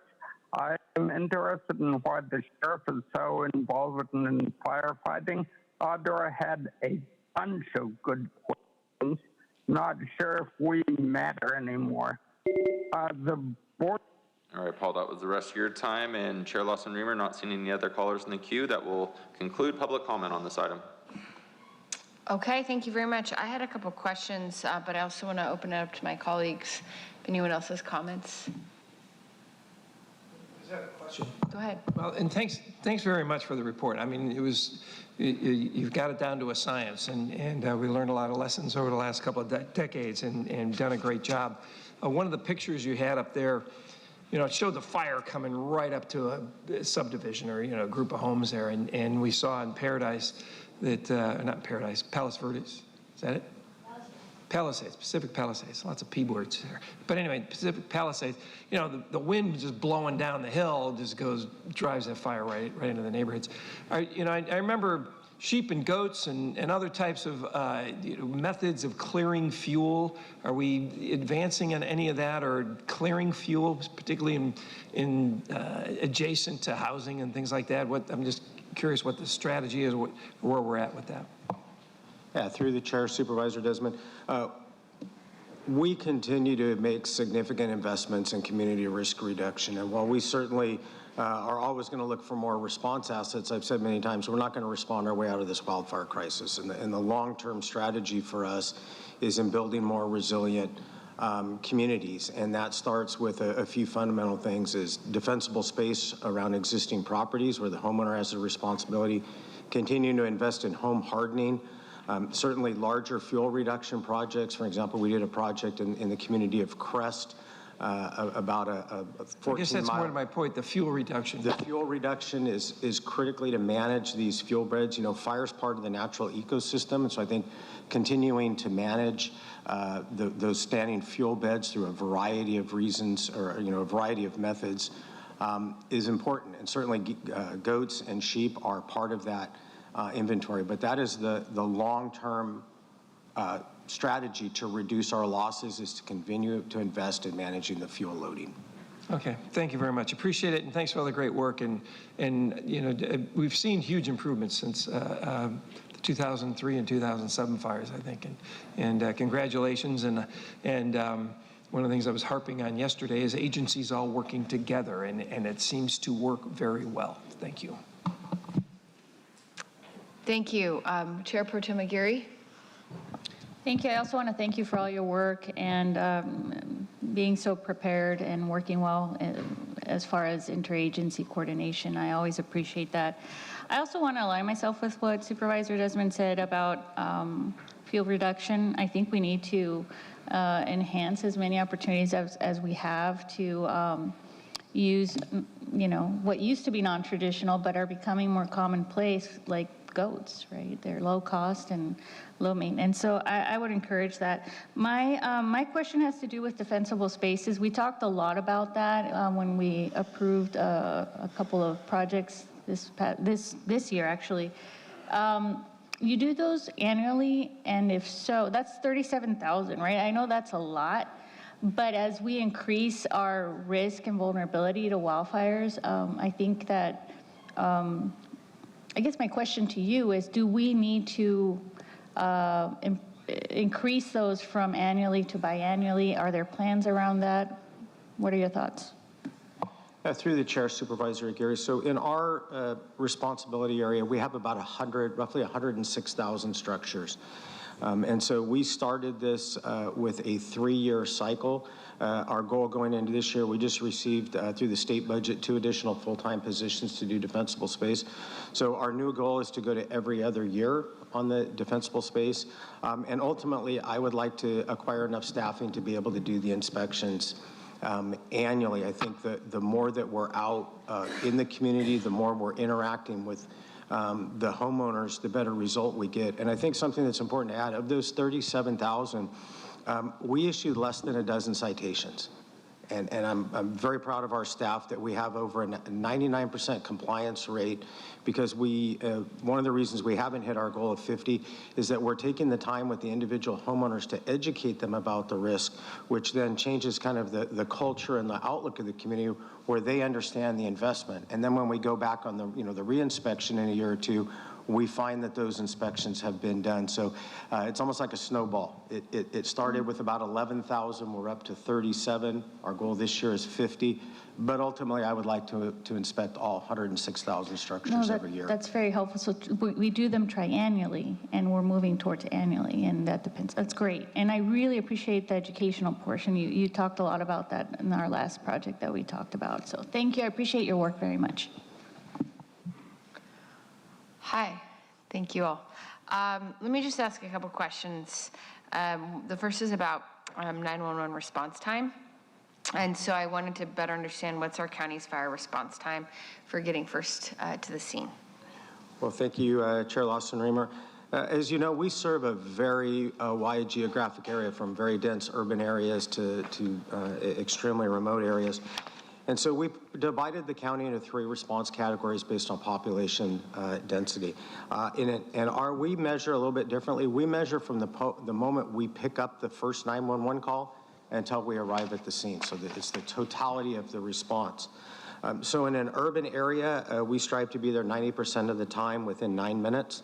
Rural areas at 14 minutes, and the most outlying areas in the county at 24 minutes. Okay, that's very helpful. And what percentage of our calls are currently meeting those standards? So for 2025, for urban areas, we were at 82% compliance. Rural areas were at 83%, and outlying at 88%. Great. I mean, first of all, that's amazing. That's great. And also still room to do better. So I think both to celebrate how good a job the team is doing, and also to acknowledge that, we can always be improving, and would love to get those numbers to 100%, as we kind of continue thinking about what investments we need to make. Are there places in our system today where county fire is evaluating additional stations, fire stations, or are there other investments we could or should be looking at that would help us get up to 100% in those response rate standards? Yeah, Chair Lawson-Remer, I think there's a multitude of answers there. The first is yes. We have a very comprehensive standards of coverage where we look at our ability to serve every community. We have identified areas in this county that would certainly benefit from having a fire station. As we rebuild our aging facilities, some of those we believe we can relocate to improve response times. The other fundamental issues are that 8 of our state fire stations are providing primary county coverage. And so when we have very active wildfire seasons, oftentimes those stations are not covered. We made advancements last year in Palma Valley and Dulzura, solved that, but we believe additional companies. And then the final piece of that is we do have some stations that have very high busy workloads. And so when those companies are committed, adjoining stations have to serve their areas. So really it is additional stations, relocating stations, and then ensuring we have the depth of resources in all of our facilities to handle that workload in each of our communities. Okay. So just kind of building on that a little bit, that's really about stations. What about fire engines and apparatuses? So because I think, didn't we just purchase a new truck for about 1.4 million, or a couple new trucks? So in the county fire inventory, we have over 225 vehicles, and what we've seen in the last 3 years, the price of a fire engine has tripled. Our current most recent was 1.38 million. We currently have we've identified in the next 5 years a $35 million liability in our capital assets. So about $6 to $7 million a year is what's required just to maintain the fleet that we currently have. So 6 to 7 million to maintain the fleet, and then it's 1.4 more or less to add an additional vehicle that would to help to kind of chip away at improving response times. That is correct. Just back up to the fire stations, the kind of the big modern fire stations as we're looking in the future. What's the projected approximate costs? Like for stations like the East Otay Mesa? So, our fire stations vary by size, depending on the number of personnel. So the Otay Mesa was a very large station. At the time, we built that for $16.7 million. Some of our other more rural stations are about half the footprint. But with construction costs and with how remote our stations are, we're estimating about $18 to $20 million to rebuild a facility. And we've identified 10 facilities that currently we should be looking at for replacement, with 4 of those being really critical that we look at replacement. 4 critical, 10 that need replacement, 4 that are critical, and that's not even building new ones. That is correct. Okay, at a kind of a cost, if we look backwards, at about $17 million, more or less, per facility. That's correct. Okay, thank you. This is very interesting. And first of all, just saying again how proud I am of you and of the team and how great everyone really is doing. And just really want to continue focusing on what do we need to do to continue making those investments and scaling the investments that we need to always be at the top of the game. I think the last question is about staffing. I know we've done a lot to make huge progress in staffing over the last 6 years. It's been a kind of a game changer. I know we have a lot of our trucks that still have 3 people on them. And I'm wondering whether we have any instances where 4-person staffing would improve capacity or operations. Yeah, Chair Lawson, the most important thing for us is having adequate staffing. We measure our success in 2 things: the speed that we get there, and then the weight we bring to the response. Only 2 of our 22 companies are currently staffed with 4 people. We have a legal requirement, unless we have a known victim trapped in a building, that we require a minimum of 4 firefighters on scene before we can make entry into that building. So when we arrive with 3 people, we can initiate actions, but we can't initiate interior structural firefighting. Our rescue companies, everything we do is dependent on 2 people working in teams of 2. Our rescue companies are also staffed with 3 personnel on that critical 4th. And the final piece of this, when we talk about wildfire response, I want you to think about hiking a hill in the summer with 70 to 80 pounds of gear on your back. And what we see is, by going to that 4th person on the engine company, we almost double the efficiency of that company with the operations that we undertake. So we have a current staffing plan. Every year we try and make incremental improvements, but certainly staffing is one of the most important things that long-term, again, we can address. And I do want to add, when those personnel are not actively fighting fire, my expectation is they are out in the community doing that very important fire prevention work that we also talked about. Okay, thank you. So that's only 2 of our trucks? Correct. That is so correct. How many additional firefighters would we need to move all these units to 4-person staffing instead of 3? So we've identified 18 positions, which would be 6 additional companies that we think are critical. But ultimately, all 20 of our other companies, we would like to get to 4-person staffing. So minimum is 18. Ultimately, at the ideal build-out, we would add 60 additional personnel on the floor, and then the associated support staff. Okay, this was so helpful. I mean, again, I'm really proud of the investments we've been making. I think they continue to be top priority in terms of what we do to keep our community safe. I think you all are doing just a fantastic job of, doing everything you can and kind of coming to us when you need support. And I think we've made some really important investments, especially in our night flying helicopter, and a lot of big important investments. But I think this is really helpful, at least for me, as we look forward to kind of thinking about, potentially the need, if we were really going to be at the top of our game, of potentially 60 more staff would be kind of ideal. Looking at, 6 to 7 vehicles that need to be replaced just to maintain operations, and those are pretty expensive. Looking at those minimum of 4, maximum of sort of 10 stations that we need to upgrade or replace. So that's a lot of investments. It seems like we got to just, plan ahead and make sure that we're looking for sources of revenue to be investing in 911 response and keeping our communities safe. If you have anything to add. Certain Supervisors, I certainly appreciate all the support. One thing I do want to add that's really important to me is You know, the fire department gets a lot of the attention on this, but I do want to reflect on the totality of the county response that bring my partners that are here with me.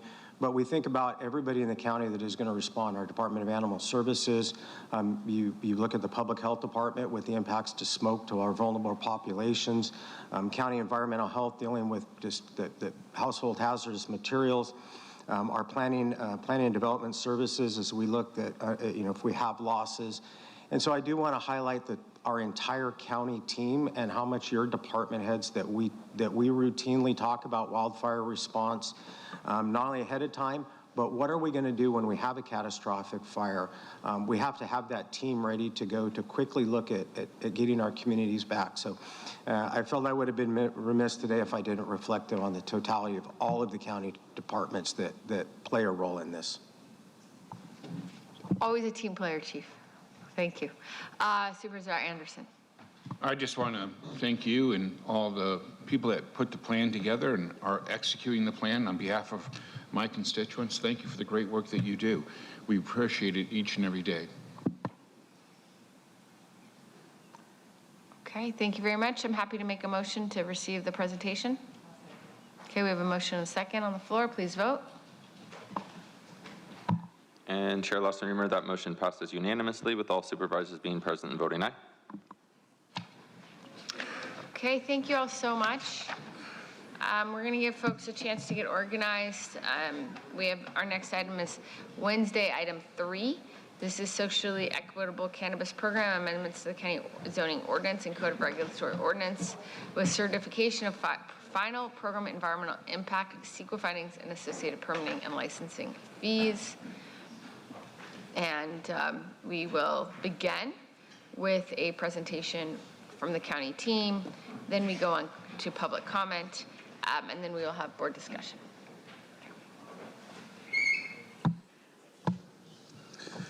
Good morning. Starting in 2021, we've had 5 touch points with the board regarding the socially equitable cannabis program. Over that time, we've analyzed a series of program options, and in January of 2026, we received your last direction on how to finalize the project to return today. During the course of the project, we held nearly 300 public meetings. We prepared a program environmental impact report that received and responded to over 350 public comments. If adopted today, the socially equitable cannabis program will go live this October for equity applicants, and all applications will be open to the general public 3 years later. The first component of the socially equitable cannabis program is the social equity program, which is led by the Office of Equity and Racial Justice. The goal of the social equity program is to ensure that the communities that were disproportionately impacted by the war on drugs have equitable opportunities to participate in the cannabis industry. The second component of the proposed regulatory requirements are revisions to the county's regulatory code and zoning ordinance, which state where cannabis facilities can be located and how they operate. The board previously directed the development of a local program that aligned with state requirements.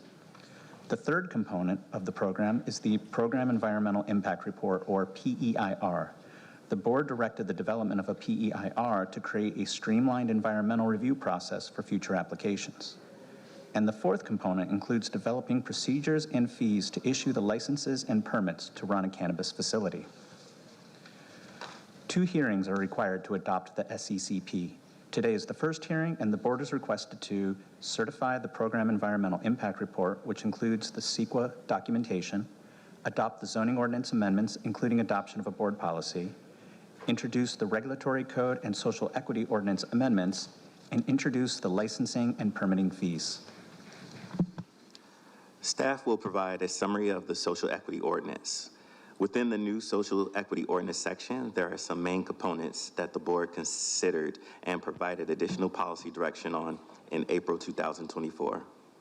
The social equity eligibility criteria tiers, minimum 51% social equity ownership requirements, a 3-year time frame for social equity businesses to open prior to non-social equity businesses, license ceiling for cannabis storefronts, 25 total storefront licenses, and no ceiling for other licensing type. And lastly, minimum 50% storefront retail licenses reserved for social equity businesses. In January 2026, the board provided further direction on Community Equity Contribution Program, which also included which was also included in the social equity ordinance. This program allows businesses to provide a community benefit where the cannabis business is located and receive a matching grant in return. The Community Equity Contribution Program encourages cannabis businesses to give back to their local communities by supporting neighborhood improvement projects. After completing an approved community benefit project, businesses may receive a county matching grant up to $5,000.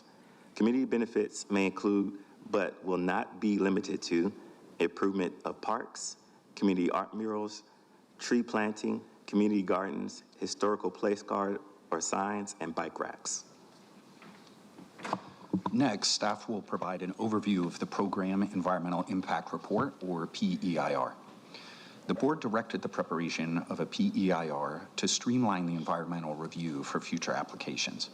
The draft report and draft ordinances were released for a 60-day public review period in 2025.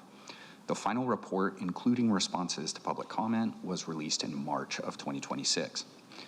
The PEIR evaluated 5 project alternatives. The proposed project is Alternative 2, which aligns with state standards and previous board direction. The final report identified that the proposed project could cause significant and unavoidable impacts to aesthetics, noise, air quality, specifically odor, groundwater and water supply, and transportation. It is important to note that all project alternatives would result in similar significant and unavoidable impacts. However, Alternative 4, which would prohibit outdoor cultivation, would not have the same odor impacts.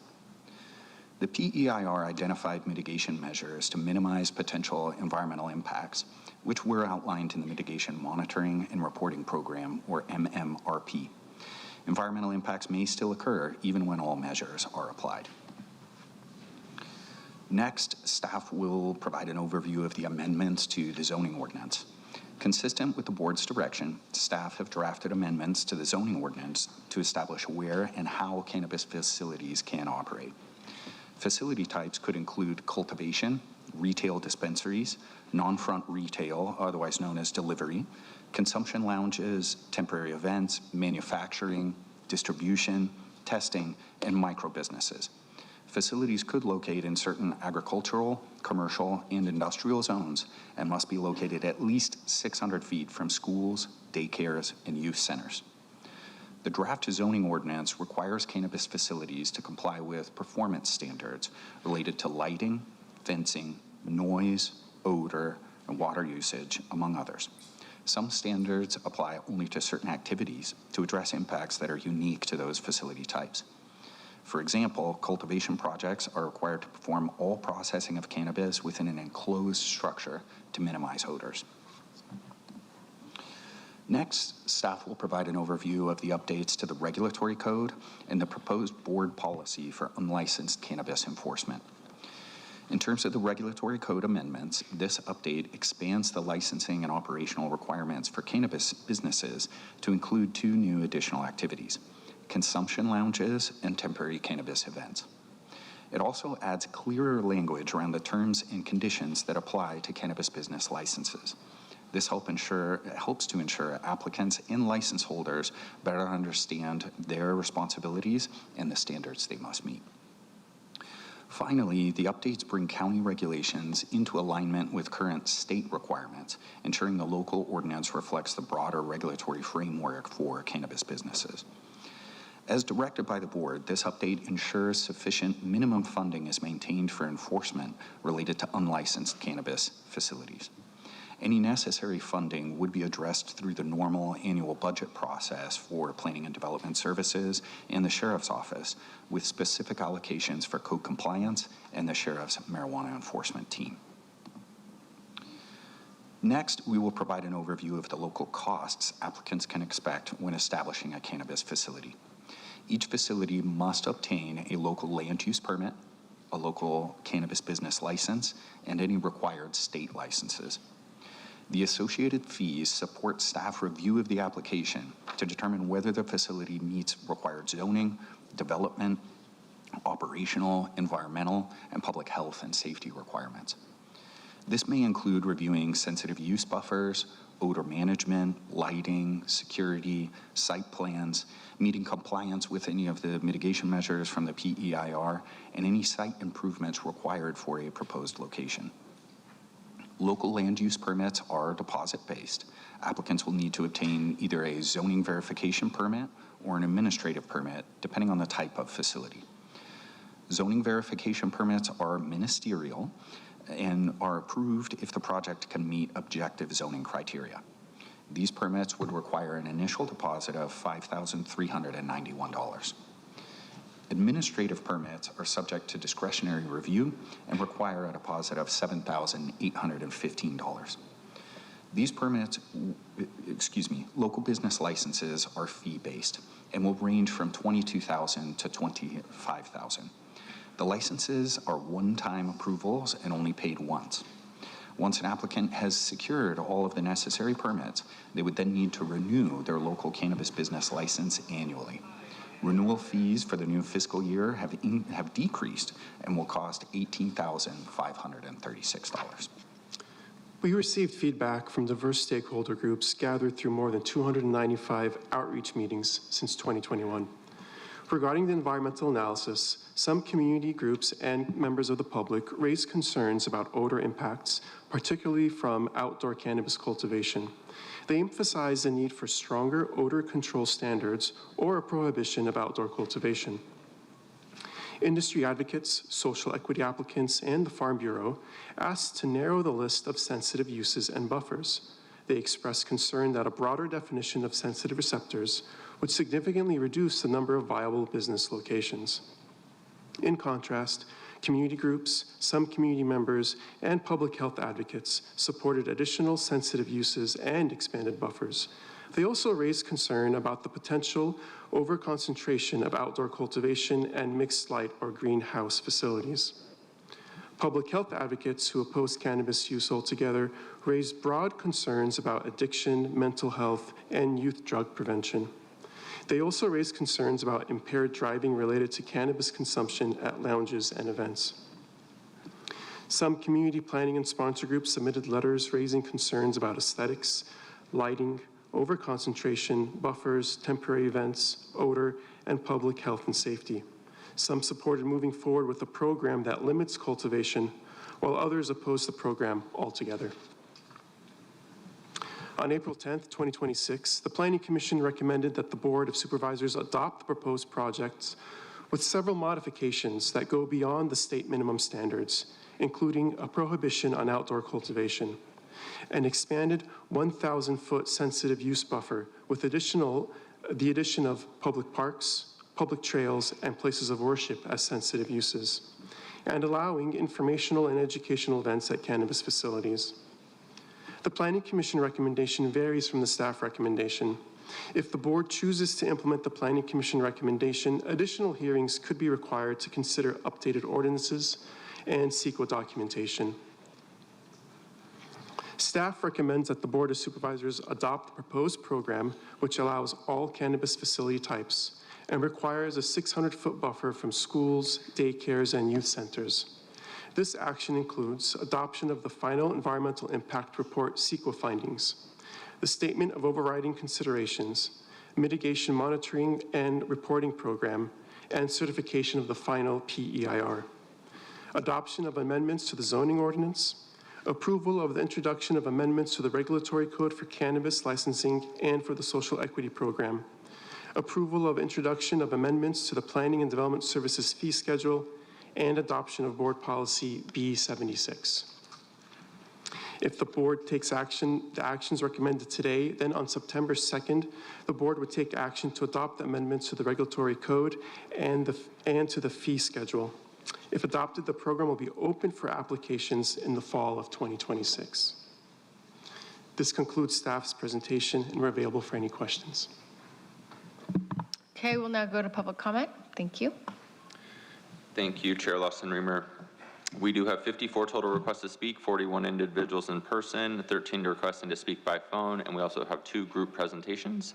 Also like to note for the record, we did receive 174 e-comments on this item. 137 were in favor, 28 were in opposition, and 1 was in neutral. For any individuals that requested to speak on this item by phone, if you could please dial into the conference line now that using the instructions that were provided to you. We will begin with in-person speakers. We do have 2 community planning group chairs that have requested to speak, so I'd like to invite forward Beth Nelson and Larissa Anderson. You will have 5 minutes each to speak since you are the community planning group chairs. And you can come forward in any order.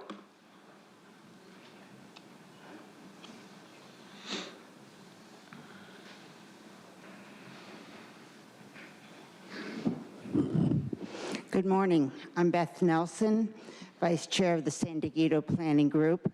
I didn't see our name up on your slide there, but we have submitted letters all along the process on this item. As a member of the planning group and a licensed pharmacist, I view this issue through both land use and public health lenses. Our planning group again submitted written concerns about expanding cannabis operations into the unincorporated area. We don't want it, and we didn't ask for it. Last January, we asked this board to approve option 1, no expansion into our areas.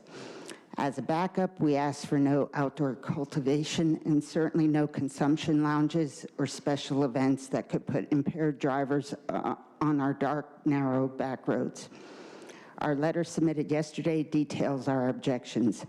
Strong odors, especially from outdoor growing, effects on people and animals, health and safety concerns, increased crime, and limited county enforcement resources. As a pharmacist, I recognize valid medical uses for cannabis, which has been decriminalized in California. It's already available for legitimate medical purposes, including cancer patients and veterans with PTSD. That is not the issue here. The issue is expanding cannabis businesses into communities that do not want them. Today's cannabis is a supercharged version of marijuana, much as OxyContin was the supercharged opioid 3 decades ago. A recent local headline confirms the concerns. New UC San Diego marijuana study affirms drugs' negative effect on youth. With use rising nationwide, health practitioners are seeing more heart attacks and strokes, lung cancer, psychotic disorders, hospitalizations, and other harms. Given these risks to our kids, why would responsible leaders promote more access rather than restrict it? As one speaker at your January hearing said, giving away their motive, quote, "I see revenue opportunity." Approving expanded access to this substance for profit is like handing the keys to the county to the Sackler family. Their motive was revenue, not public health. That comparison is uncomfortable, but the concern is similar. Revenue should not come before public health. Do you really want San Diego County to repeat that mistake? From a land use, public health, and broader societal perspective, why are we expanding access to more mind-altering substances? I was a young pharmacist when new opioids like OxyContin were approved in the 1990s. They were promoted as an improvement over older morphine derivatives, then became widely used, both legally and illegally.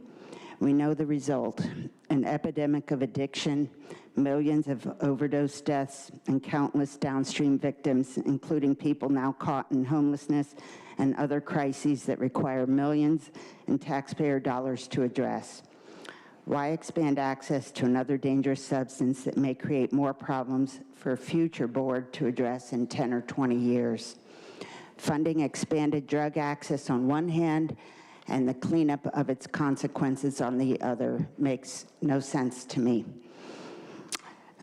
I don't know if option 1, no expansion, is still on the table. In January, when it wasn't brought back here, we were told it would reappear.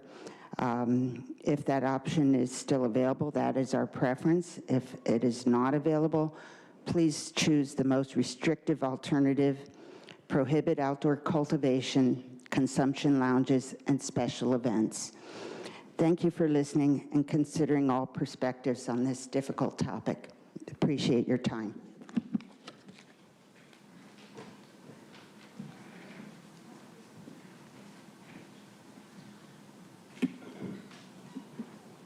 Good morning, honorable supervisors.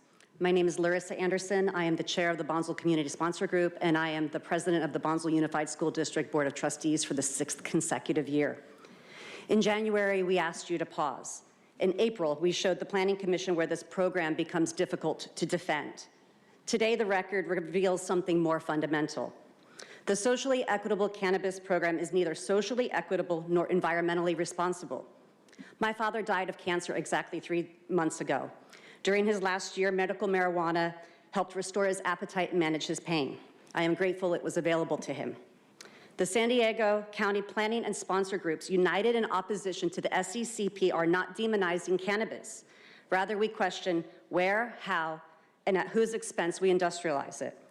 Gerd Road at Highway 76 sits at the precise intersection of my 2 public roles and exposes the profound inequity built into this program. Bonsall Unified owns 50 acres of A70 land held for public education since 1960s.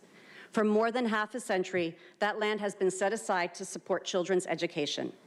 Our district needs a new comprehensive secondary campus. Approximately 1,200 new homes are being built within Bonsall Unified School District's 88 square miles that spans from Paula to Pendleton, while our current 17-acre grades 6 through 8 combined secondary campus is overwhelmingly portable and insufficient. A school must prove that traffic works, evacuation works, water is available, environmental impacts are addressed, infrastructure is funded. We cannot fast-track a school. But while BUSD would never authorize it, the Gerd Road property's A70 designation would create a clearer, faster pathway for industrial cannabis cultivation than for public agency development. The absurdity of that land use prioritization under SECP is mind-boggling. Imagine a BUSD campus on Gerd Road finally built through a public-private partnership because passing a bond is difficult in our community. Students learn, student athletes compete, families gather for performances, agricultural programs, and graduations. Nearby, an industrial cannabis operation was entitled first because the county created a faster pathway for cannabis than for educating our youth. We spend public money teaching students to avoid substance use and addressing addiction and mental health. Then, under the banner of equity, we normalize daily proximity to industrial production of the substances we profess to keep them away from. Is that what equity looks like for rural children? Same land, same groundwater, same roads, same wildfire conditions, different standard. That is hypocrisy codified as land use policy, and the harm extends beyond schools. Our agricultural land should continue producing food and flowers. Organic farmers should not have their crops, soil, water, or organic integrity threatened and undermined by pesticide drift or contamination. Groundwater does not recognize parcel lines. Bonsall and other unincorporated communities should remain multi-generational communities rooted in agriculture and equestrian heritage and supported by schools, roads, fire protection, water systems, and public facilities that healthy communities require, not extraction zones. County staff stated publicly that approximately $5 million has been spent developing this program. $5 million may explain its bureaucratic momentum. It cannot transform a fundamentally flawed program into sound policy. Do not compound that sunk cost with decades of enforcement, litigation, and environmental remediation. Your agenda asks you to acknowledge significant environmental effects and adopt a statement of overriding considerations. After hearing the public, the Planning Commission in April recommended significant changes. Your agenda today acknowledges the additional CEQA documentation and additional hearings that would be required if you continued down this path. The clearer choice is available today. Reject the SECP and choose the no project alternative. Bonsall Unified and the sponsor group have taken formal unanimous positions against the project and last week reconfirmed that no project alternative. We are not asking you to make this program marginally less damaging. We are asking you to reject it. A larger setback does not cure an indefensible premise. Indoor cultivation does not eliminate groundwater demands, pesticides, energy consumption enforcement, or industrialization of agricultural land. Mitigation does not turn extraction into equity. Do not certify this EIR. Do not adopt the statement of overriding considerations. If this program cannot withstand the same CEQA scrutiny required of a school, hospital, or other public serving use, it is not legally defensible and should not advance. The 3 supervisors who advanced this SECP in January, each of you has prioritized safeguarding our environment in your public role. We ask you to extend that to the rural backcountry as well. Thank you. Thank you. Okay, so we have 2 group presentations now. We will begin with the first. You will have 10 minutes to address the board. All 3 members of the group must speak during that 10 minutes. So please self-regulate your time on the podium. And then let me go ahead and invite forward the first 3 individuals. That is Dory Rattray, Dr. Matt Matthews, and Chris Barber. And then just as a reminder, each person in the group may speak for no more than 4 minutes. So as you come forward, if you could please state your name at the podium before you begin your presentation.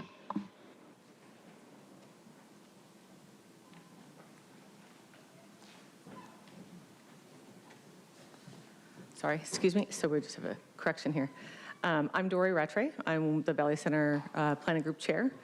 I'm actually here I don't see all 3 members. Right here. It's not Chris Barber, it's Kathleen Lippett. Oh, okay. Sorry. Sounds good. That was a correction. No worries. Apologize. So, just to state, so Planning Group Chair, Valley Center community, we are here to also represent a number 1 option, no cannabis in our market. Over 500,000 residents call the unincorporated San Diego County home.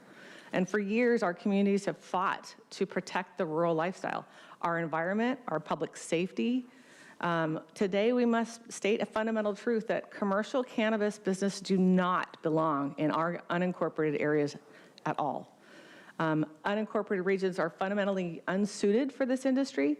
They are defined by winding 2-lane roads, limited water supplies, and limited CHP, sheriff, and fire protection. Introducing an intensive commercial cultivation, processing, and distribution strains these fragile rural resources to a breaking point. Furthermore, our rural communities lack the public transit, sidewalks, and municipal policing necessary to manage heavy traffic, public events associated with cannabis. And placing these operations here in the unincorporated creates an unacceptable risk of impaired driving, which we've seen a lot of, on unlit, remote roads, threatening the safety of our children, especially mine, and seniors and families. Large-scale commercial operations, which we have a lot of, also bring intensive odor, noise, pollution, high energy demands, which is a given, and heavy water usage that disrupts the quiet agricultural lands and wildlife habitats. Unincorporated residents are expected to shoulder 100% of these environmental and safety burdens, while the benefits are centralized elsewhere. True equity and regional preservation can be achieved properly by restricting commercial cannabis operations exclusively to the incorporated cities and municipalities. Cities possess the commercial infrastructure, transit networks, and full-time municipal services required to manage these businesses safely. Unincorporated San Diego County is not the industrial zone. We urge the board to listen to 500,000 of us who live and exist. We do not want cannabis in our market.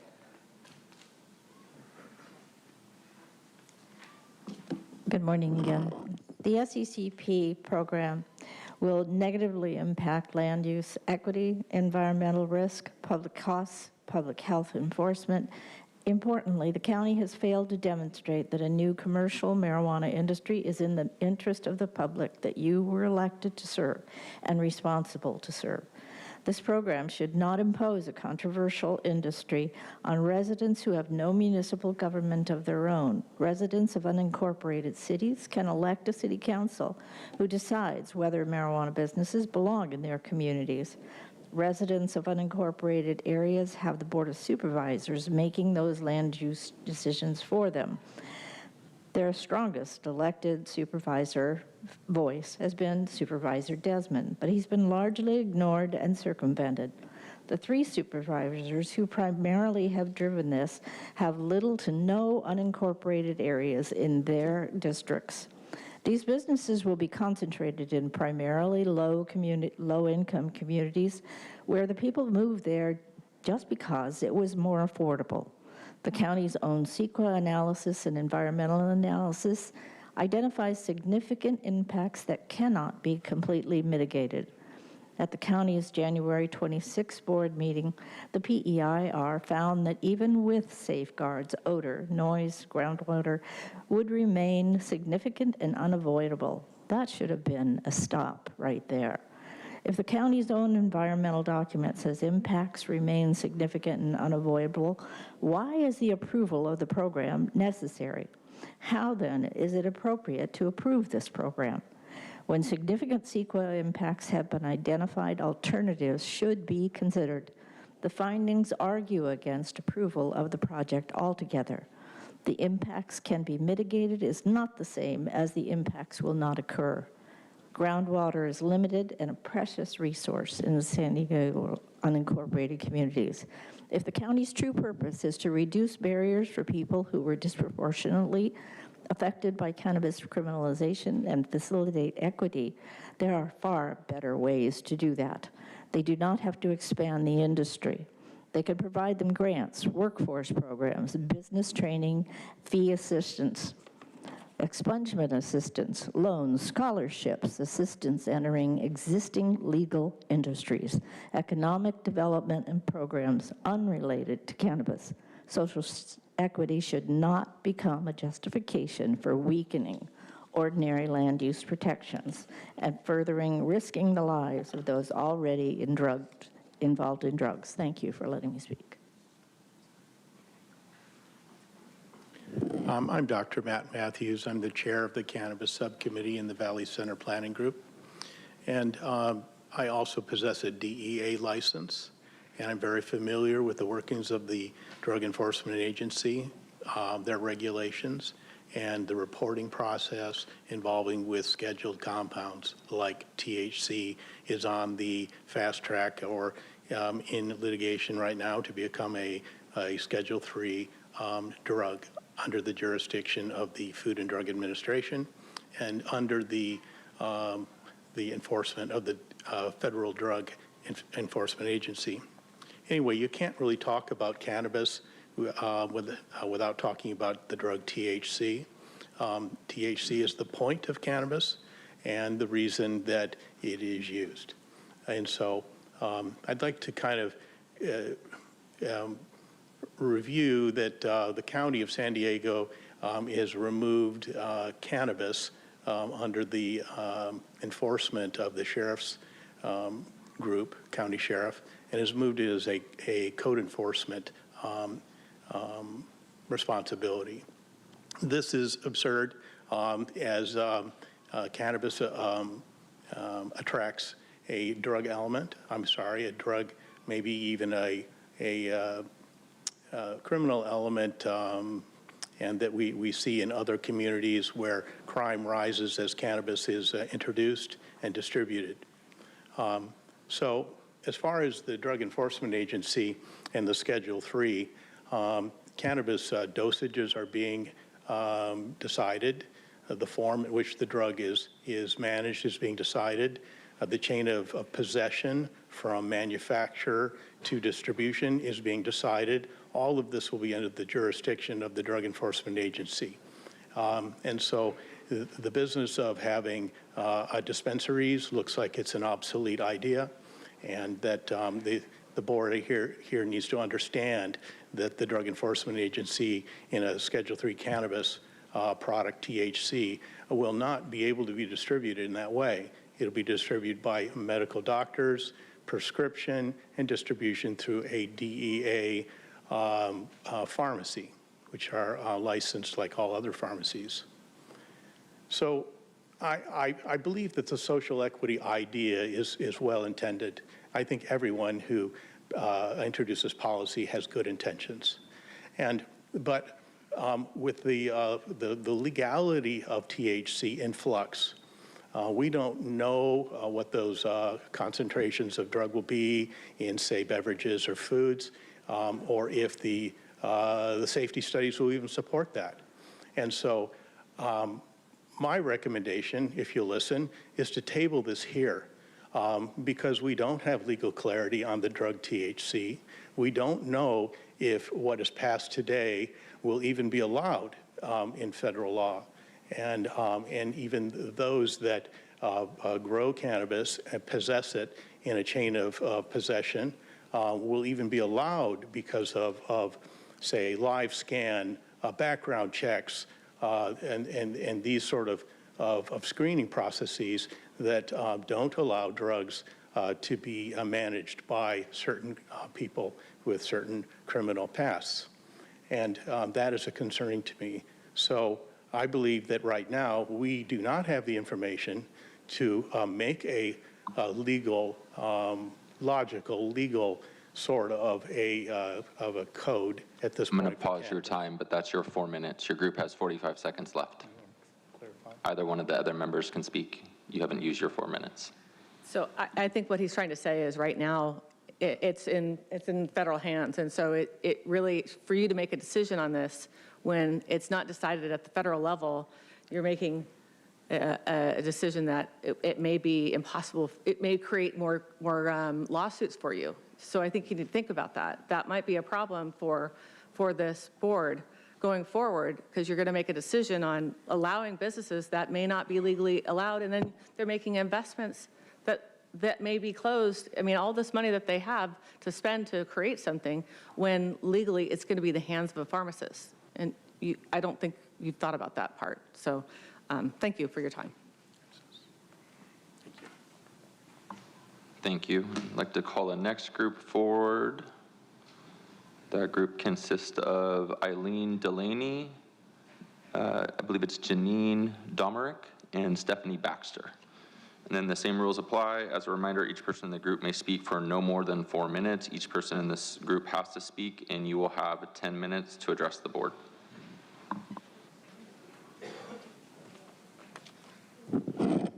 Good morning, Chair and Supervisors. I just want to make it clear, this is a presentation on behalf of the Fallbrook Planning Group.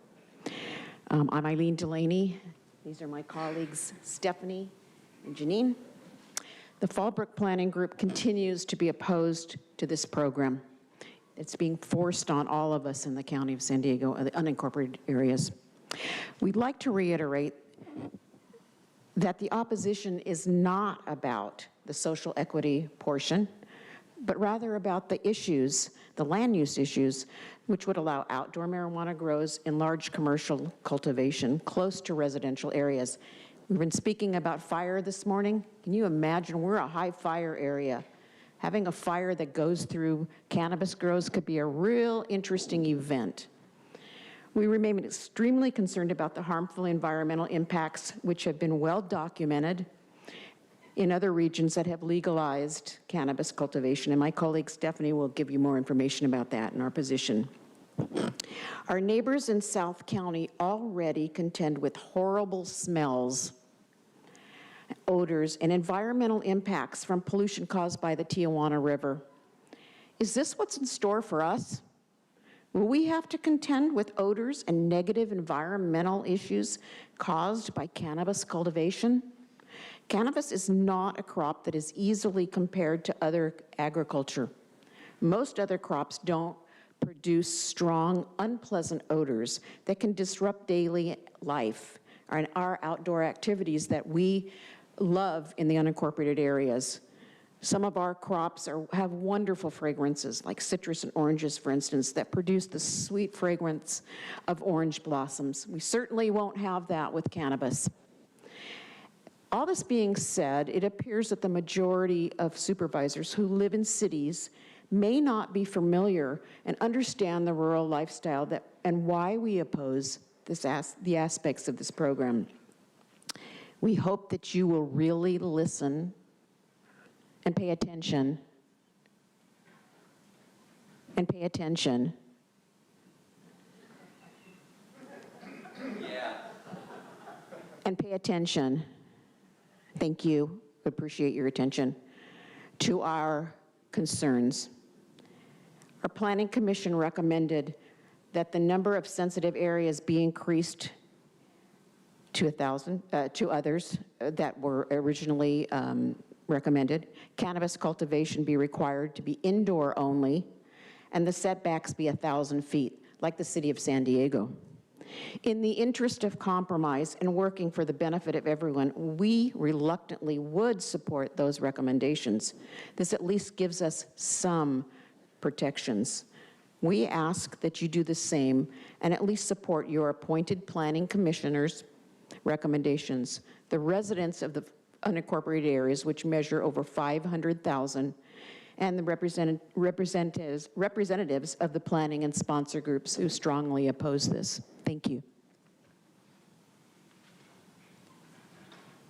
Good morning. My name is Jeanine Domark. I'm the second vice chair of the Fallbrook Planning Group, and I'm also the chair for the Cannabis Ad Hoc for the Fallbrook Planning Group.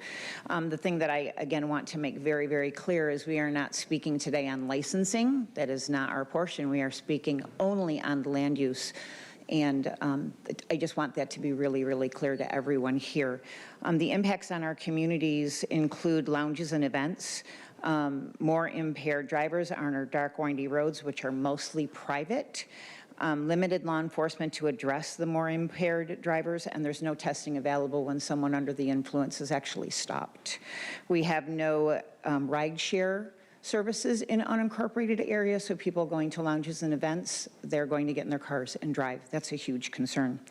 Our existing rural infrastructure isn't equipped to handle an influx of large-scale commercial operations, such as four-day events. This, again, includes law enforcement as well as fire department. Taxes do not go into the unincorporated communities. It goes to the general fund. So I hear people saying, well, it will help our communities. It doesn't really help our communities at all with taxes. We are against outdoor grows. We're asking for indoor grows only. It will help, but not eliminate the odor, the impact on soil and water. Indoor grows will still impact areas because of lighting, noise of fans, and odor when facilities are what they call burped, but it will help slow that down. Outdoor grows, have historically impacted large communities. The example is Santa Barbara County. There were over 4,000 odor complaints over a span of time. There was a class action suit brought, and the class won. They are now redoing their entire cannabis program because outdoor grows simply do not work for the community. It impacted schools, restaurants, businesses in a very negative way. Ag zones and residential zone are right up against each other in unincorporated areas. That means that most of us live right against ag zones, and we would have potentially have commercial grows right in our backyards, literally. Lighting, security, and crime are huge also concerns. We're hoping. We don't like this at all. Number one is always what we've wanted. We're hoping that you follow the suggestion of the Planning Commission and that you really take this to heart because it's really important for 500,000 residents of this, what could happen with our land use. I appreciate your time.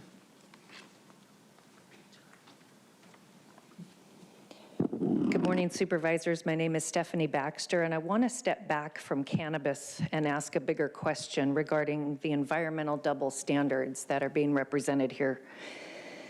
What exactly is the county's vision for our unincorporated communities is the question we should all be asking, because your own policies seem to be working against each other. Let's have a look. Your climate action plan calls for preserving agricultural lands, conserving water, and protecting biodiversity. The Mission Resource Conservation District, whose directors you appoint, work to conserve soil and water, support ag, and protect the Santa Margarita and San Luis Rey River watersheds. Your general plan calls for preserving communities, agriculture, open space, and rural character. And you're investing public dollars to revitalize Fallbrook and other downtowns, attracting residents, businesses, and tourism while preserving small town character. We want that vision. But simultaneously, you're proposing commercial cannabis cultivation in A70 and A72 rural, residential, and agricultural lands under a program whose own environmental analysis identifies the significant and unavoidable impacts that we heard from the presentation earlier. How can these policies coexist? Why is rural character something to protect in the general plan and market through revitalization, but something negotiable when approving socially equitable cannabis? A70 and A72 are not empty spaces on a zoning map. People live there, people farm there, wildlife moves through there, water flows through there. Social equity might be a legitimate goal, but it cannot exist in a vacuum. So which county vision are we supposed to believe? Please don't adopt one county policy that undermines everything the others are spending public resources to protect. Environmental protection cannot be a county priority only when it's politically convenient. Our rural communities should not be environmental sacrifice zones for a program the county has acknowledged will harm the environment in our communities. Thank you. Thank you. And that completes the group presentation. So now we will move to the in-person speakers. As your name is called, if you could please come forward and stand on the arrows until it is your turn to speak at the podium. You will then have 1 minute to address the board. If you could please start by stating your name for the audio record. And I will be calling individuals in groups of 3. So please listen for your name. I'd like to invite forward the first 3 individuals. Looks like it's Shelby, Albert, I believe it's Pepe, and Jean Duffy.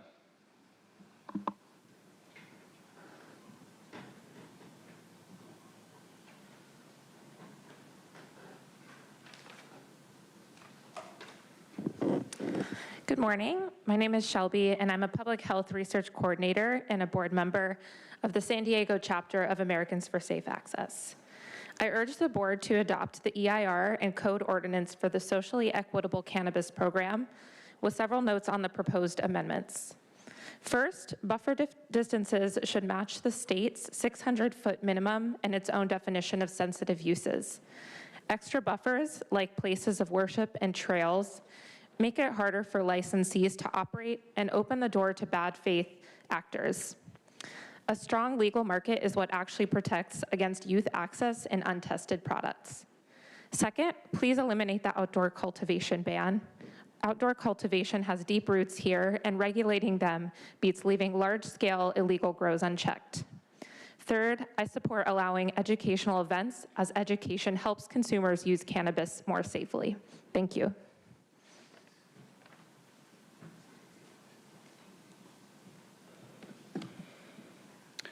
Hi, board members. My name is Albert Pepe. I am a social equity seat participant. I have completed all the necessary classes and received a certificate of completion. Today's cannabis is legal and it's generating jobs, businesses, and revenue. It's only the right that we use the moment to strengthen our county economically. I strongly urge the board to move forward with the recommendation to align local eligibility requirements with the state's requirements without adding unnecessary barriers. A social equity program should open doors for people, not create new obstacles to overcome. Let's get this right and give the people a genuine opportunity to participate in the future of this industry. Through the courses, I have learned about real-world challenges that will help me make a responsible business decision to comply with the laws and regulations. I have continued my education learning more about operating a business, regulatory compliance, government requirements, industry standards, networking, and investor opportunities. Social equity participants completed the classes and courses and are ready to be leaders in the cannabis industry. That's your 1 minute. Just a reminder again, it's 1 minute. I'll invite a few of the next speakers forward, Heather Gawley and Damian Martin, if you could please line up on the arrows. Hello, supervisors and staff, and thanks again for this opportunity to speak to you today. Again, my name is Jean Duffy. I'm the mother of 3, the grandmother of 3, the wife of a middle school principal, and a former youth leader and teacher. I've seen the devastation to our young people caused by marijuana use, to their motivation, to their mental and physical health, and to their futures. As a 34 resident of unincorporated San Diego County, I cannot stress enough the negative outcomes we will see if you move forward with plans to allow marijuana cultivation, distribution, manufacturing, commercial sales, and consumption lounges in our rural areas. An attempt to pass this off as a solution for social justice issues is manipulative and misleading. That's just putting lipstick on a pig. Marijuana commercialization perpetuates racial injustice. It doesn't reduce it. I raised my children in Julian. We moved there to enjoy nature, recreation, and spaces and apple trees. It's a hub for small mom and pop shops in a historical area, a tourist destination, not a destination for high-grade, high Thank you, THC ma'am. destructive pot. Thank you.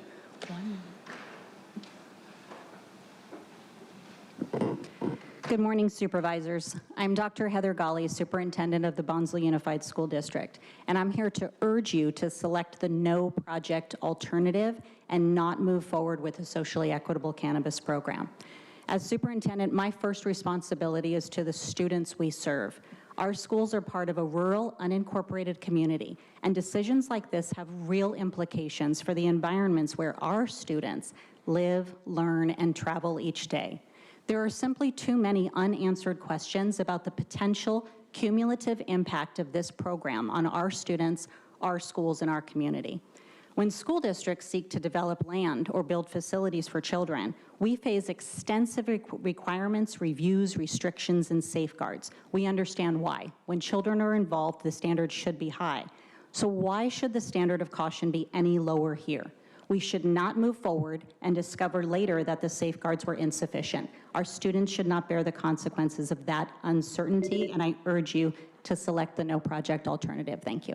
Thank you. As the next speaker is coming forward, I'd like to invite forward the next few speakers, Cesar Javier and Monica Hazel. If you could please line up on the arrows. Good morning, Honorable Chair, Board of Supervisors, staff, and the public. My name is Damian Martin, and co-founder and attorney for Catalyst Cannabis Co. Catalyst is the second largest cannabis retailer in the state of California. And quite proudly, I'd like to highlight that we operate a store in the city of San Diego, and then most importantly, we operate 6 social equity cannabis businesses in the dispensaries in the city of Los Angeles. It's my proudest accomplishment in the cannabis space. My wife is one of our social equity partners. So when you think about this, you further delay this program, I want to highlight the human element here. Every one of these social equity applicants have a powerful story about the war on drugs. Further delaying this program is just going to feel like continuation of the war on drugs. It's going to be a real punch in the gut. On the buffers proposed by the Planning Commission are really just going to kill the purpose of the program. They're so restrictive. We've been in cities that have, or municipalities that have buffers like that. You basically can't find real estate. So what's going to happen if those buffers are approved, the social equity applicants can't find real estate, prices will go up, and it'll kill the purpose of the program. Please approve. Thank you. Thank you. Good morning. I'm Monica Hazel. I'm the superintendent of Fallbrook Elementary School District. 80% of the families we serve in our Fallbrook in-town schools are experiencing poverty. Our community has fewer resources and less political power to influence decisions that affect where our children live and grow. If we want to truly establish a safe buffer to protect our children, we need to increase the buffer well beyond 1,000 feet. 1,000 feet is less than 1 lap on a traditional field. That is not a buffer, it's right next door. To put it into perspective, our youngest children walk over a mile to school in the morning. As proposed, these cannabis operations would sit within our school boundaries. Also, this program has been advertised as socially equitable, but I'm asking for whom? Equity can not only mean economic opportunity for the cannabis industry, it must also mean protecting communities like Fallbrook that have historically carried disproportionate burdens. Thank you. I ask you to oppose this program. Call for the next 3 speakers, Gail Cantrell, Aaron, I believe it's Arlano, and Dorothea Flanagan. If you could please line up on the arrows.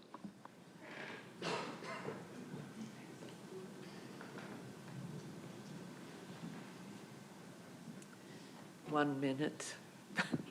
I'm Dorothea Flanagan. I wonder if your environmental review group has a real estate broker involved with giving them feedback. Bonsall School District won't have a snowball's chance in hell of getting another bond measure passed to build a school next to that, I guarantee you. That's the hidden secret in all of this.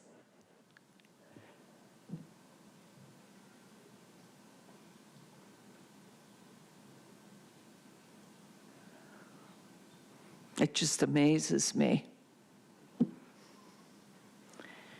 I won't have to worry about my taxes going up, will I?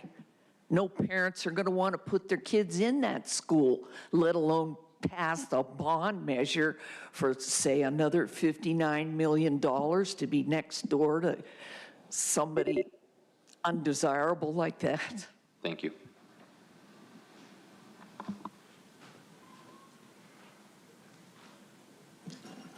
Hello, I'm Gail Cantrell. I live in Bonsall, and nothing has really been said about our property values that you will single-handedly destroy the value of our property in the rural area and the lifestyle that we love, being out horseback riding and hiking and biking and boating. It's just amazing, the thought of this, and the 1,000-foot setback is a moot point. If you talk to people in Needles, which is called Wheedles now, they can't come out of their homes at night because once the turbines are turned on, the scent just permeates for miles. It doesn't matter how far that setback is. 1,000 feet isn't going to make a difference when the air is permeated with the stench. And the water use, it's just ridiculous to talk about a crop that's going to use that. Your website said about anyway, there's over 130 resources for cannabis now. Thank you. And call for the next few speakers, Eduardo Gonzalez and allegedly Audra. If you could please line up on the arrows. Honorable Board of Supervisors, the character of our homes and towns are being tested today. My name is Aaron Ariano. I'm a high school senior at Bonsall High School, and I've lived in Bonsall my entire life. What makes my community so great is the people and its character. My friends and I play in the fields and the hills where the SECP wants to build farms, selling points, and event spaces. How can you tell our students, me, my friends, not to smoke, use drugs, or use cannabis if every single day when we walk or drive to school, we are passing stores and growers? How does that work? I urge the board, listen to the people who live here. Listen to the parents, teachers, and the neighbors. Listen to the kids. Protect our community. Thank you.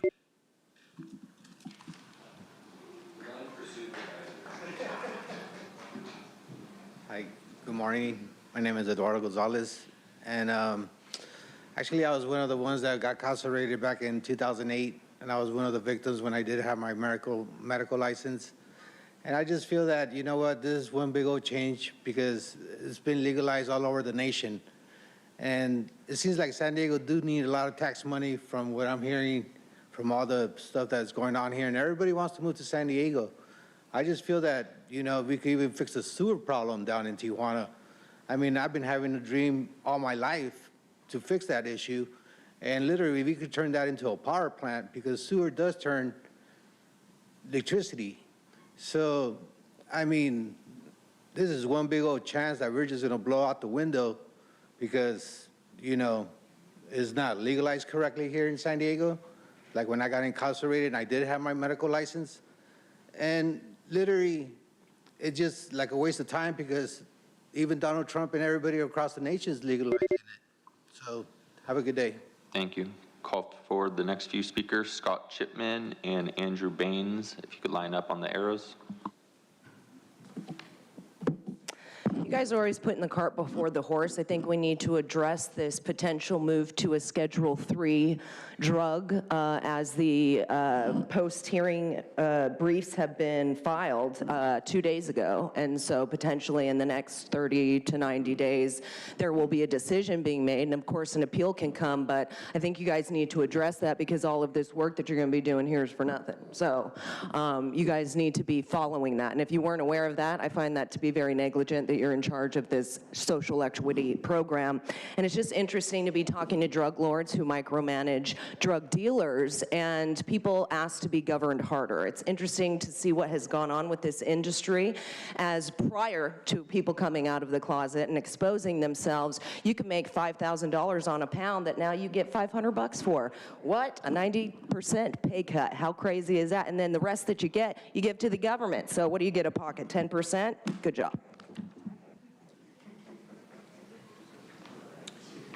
I'm reissuing a letter from Dave Evans of Civil Cannabis Industry Victims Educating Litigators. Curious that Marin, that might be considered the birthplace of 420, Marin County allows no stores, no grow sites, no distribution, no cultivation. Check out Carpinteria, 3,700 odor complaints in the little town of Carpinteria. Big mistake. This is equity, so we're going to use equity to justify giving arrested drug dealers the permission to sell more drugs. This isn't, makes common sense nonsense. Thank you. And sir, I didn't want to interrupt your comments, but can you state your name for the audio record? Scott Chipman, San Diegans for Safe Neighborhoods. Thank you.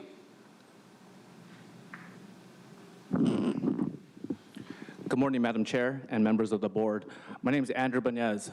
Now is the time. Most of the applicants here have waited 2.5 years. I've waited since 2021 for this opportunity. I've been here since day one advocating for the county's socially equitable cannabis program. I have years of lived experience and years of county training. I've done the work. I understand compliance. I'm prepared to follow the regulations and operate responsibly. By the standards you've established, I've earned this. I believe I'm the most prepared social equity applicant in this program, and I'm not asking you to lower the standards. I'm asking you to align this program with state guidelines without adding unnecessary county restrictions. We have addressed the concerns about safety, compliance, location, and the community. Please don't move the finish line after I spent years preparing to cross it. Now is the time to give social equity applicants a real opportunity to succeed. Thank you. Thank you. I'll call forward the next three speakers, Chris Adams, David Baxter, and Jennifer Hayter.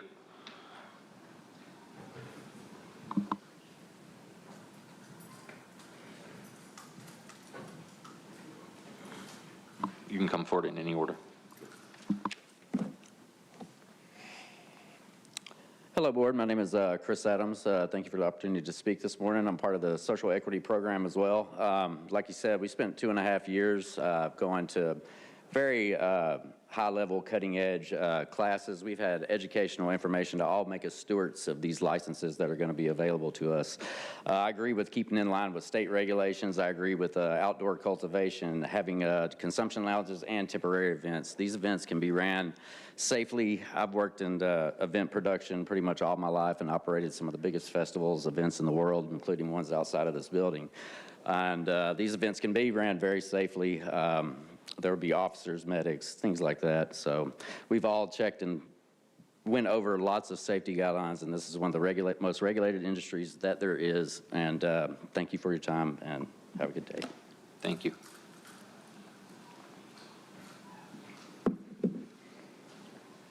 Supervisors, good morning. Let's stretch this thing up here. My name's Dave Baxter. I'm a farmer.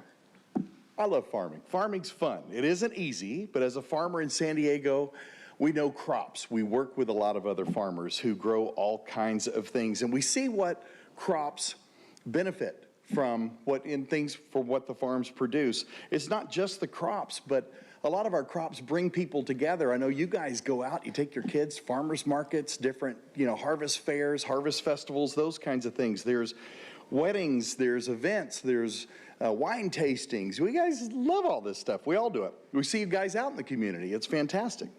You guys obviously care about our community. So we were just listening in yesterday and talking about PowerLink. Thank you. You guys are really supporting the community and helping us through some of the things that are being pushed into us. That being said, there's a lot coming into the unincorporated areas. We have a water shortage. You guys know this as farmers. It's very significant. Just encourage you guys to please vote for number one, no cannabis in our unincorporated areas. Thank you, guys. The next speaker is coming forward. I'd like to invite forward Kelly Hayes and Michelle Kibokrin. Good morning. My name is Jennifer Hyder, and I am... Ma'am, can you pull the mic towards you? Perfect. Good morning. My name is Jennifer Hyder, and I am Vice Chair of the Bonsall Community Support Group. I had a bunch of notes prepared, but we've had so many intelligent speakers up here. I'm just going to say, I'm mad. I'm really mad. This is ridiculous. Common sense is not weighing in here. We have real concerns. We're concerned for our children. We're concerned about that buffer, which is nowhere near adequate. We're concerned about the smells, the odors, the additional drug problems. Come on, guys. If this were a TV program, it'd be a comedy hour. I want to thank Superintendent Desmond. He has a no-nonsense approach to just about everything. I've been following him closely for about 4 years now. He has it right. Come on, listen to somebody who knows what they're talking about. Stop being self-serving. Follow the money. Where's the money coming from? Who's spending it? Who's getting it? What's the backdoor deals? Let's just be honest here. Let's just control this thing. Say no. Thank you.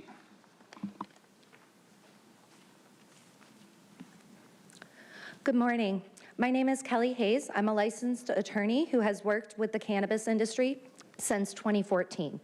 I support the county's ordinances before you today as drafted, except I do have a couple of requests for revisions to temporary cannabis events.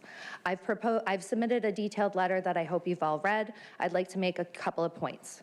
First, locations. Current restrictions go too far by significantly limiting the locations where no event will be possible at all.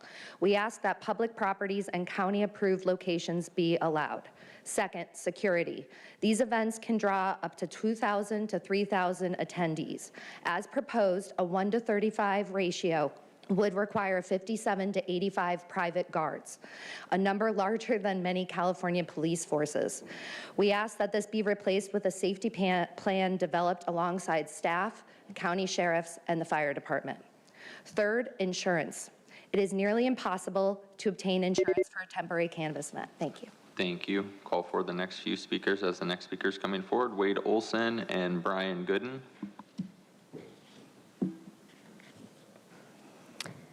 Good morning, Supervisors. My name is Michelle Kevorkian, and I am strongly supportive of the San Diego County Social Equity Program. For 2 years, I prepared for this opportunity through the SEED program. I've studied compliance, regulations, business operations, financial literacy, budgeting, licensing. I have participated in mentorships, industry shadowing, marketing, and Dr. Tyrone Freeman Lunch and Learns, where we have learned directly from leading industries. I'm also a recipient of a presidential pardon in which I was invited to speak at the White House. I'm ready to operate. I understand that cannabis is highly regulated and that regulations will change, and that is my responsibility to stay regulated and on task to keep my license. It really resonated with me today that of 85 comments, that only 34 were marked opposed. You gave us the tools, we did the work, we are prepared, now give us the opportunity. Thank you. Thank you.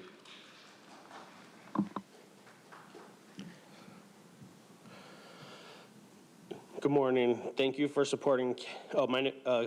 Thank you for supporting cannabis equity. My name is Wade Olson. I'm a medical cannabis patient, approved equity applicant, also a part of a state-funded, a study funded by the Bureau of Cannabis Control, the California Legacy of Cannabis Genetics, on the Community Advisory Board. I urge you to allow outdoor cultivation licensing because San Diego is historically a cannabis-producing region.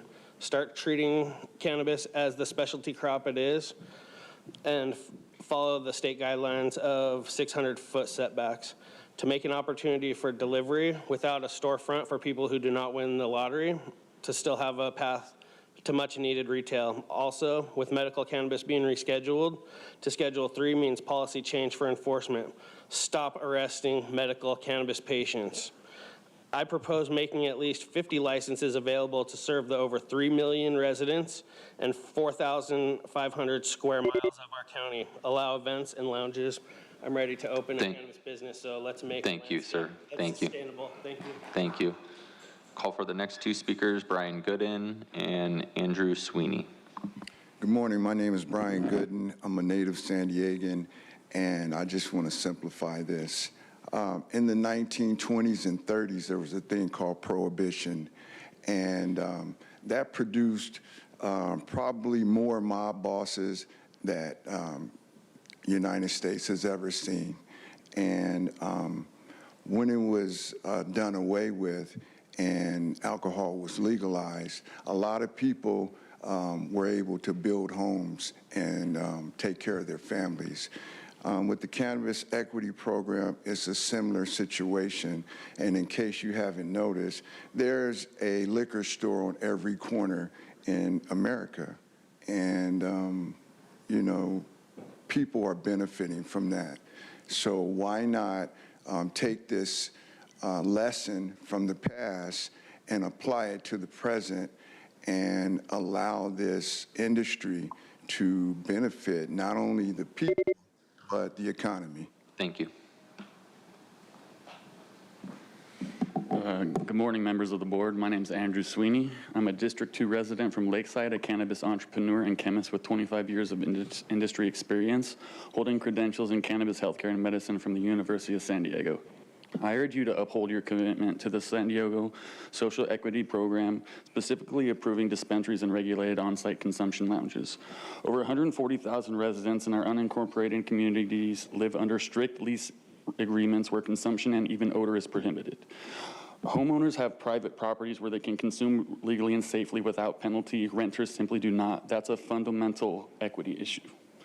The demographic data is clear. Homeowners skew higher in wealth, while renters represent working-class families and equity-qualifying residents.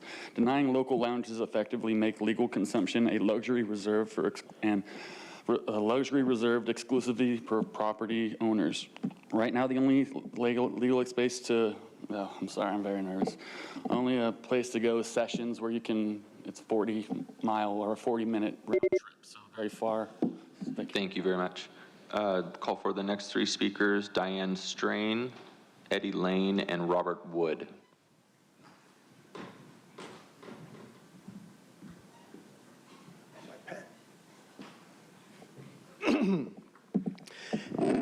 Hello, I'm Eddie Lane. I'm a resident of Valley Center, and thank you for having me here today. Look above you.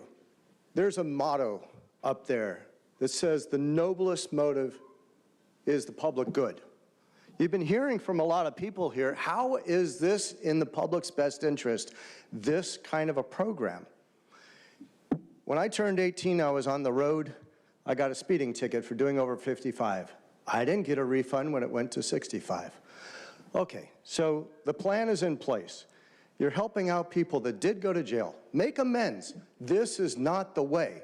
There are other ways that they can help. Rather than encouraging and embracing drug abuse or drug use, even if prohibition did allow us to have liquor stores in every single corner, we don't need cannabis stores in every single corner. We now have an alcohol abuse problem in this country. We have traffic accidents all the time in Valley Center due to alcohol use. We don't need to embellish that further. Thank you very much. Thank you. No more skunks.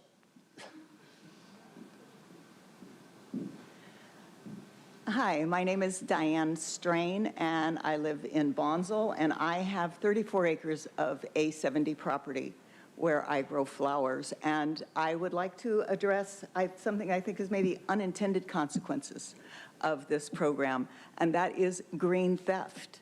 All of us farmers in Fallbrook and Bonsall know about people coming onto our property and stealing. And in Humboldt, for instance, I know that they have armed security to protect their pot. And does that mean then we're going to have armed security protecting some of these growers? And what does that get met with? I haven't heard anybody talk about that. And I'm so old and been around Bonsall so long, I remember when a mushroom farm got shut down in Bonsall that was growing indoors. They had to grow like in Quonset hut greenhouse things because of odor and because of runoff. I believe that was in 2000, and it was, okay. Thank you. Thank you. All right, as the next speaker is coming forward, I'd like to invite forward two more speakers, Geronimo and Anthony Hawkins. Good afternoon, supervisors. My name is Robert Wood. I'm formerly incarcerated. During that time, I earned 4 degrees. Since I've been home, I earned an MBA.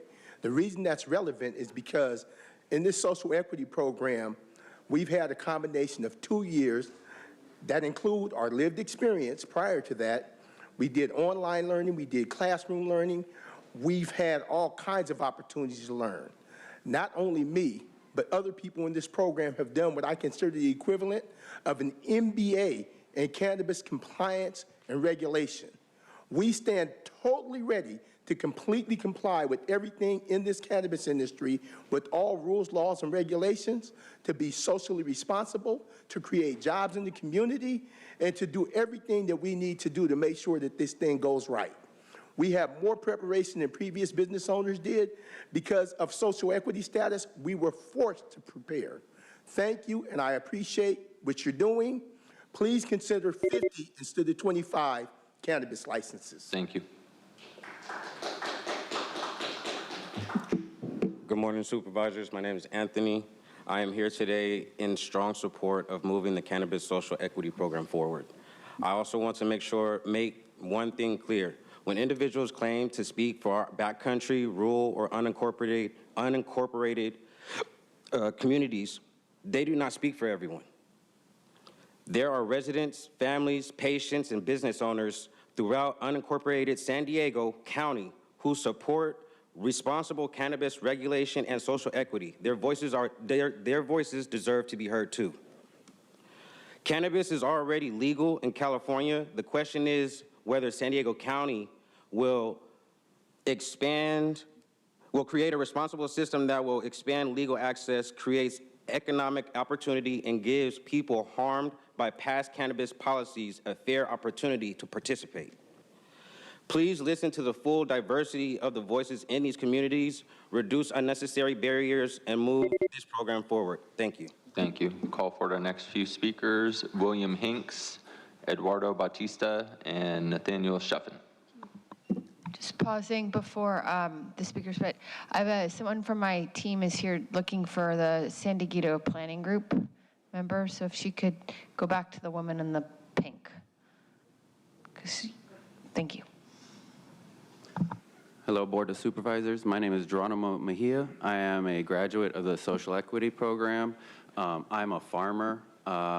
One thing that I don't think many people realize, regulations on growing cannabis are way stricter than any other agriculture demands. So we're not going to be spraying glyphosate. There's not going to be runoff like that. Nutrient runoff is expensive. So not only is it not something that's good for the land, it's not good for the farmer. So cannabis is one of the cleaner crops to grow, besides the smell. Please move this program forward. Let's do 600-foot setbacks, and let's also get some outdoor. The first cultivated plant ever was cannabis. So this is not something new to the human people. Thank you.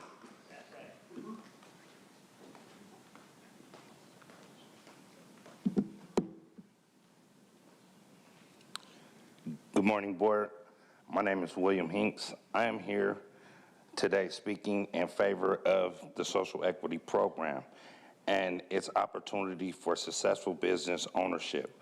I ask the Board to make sure the final program decisions are accessible, fair, and practical for seed participants and other social equity applicants.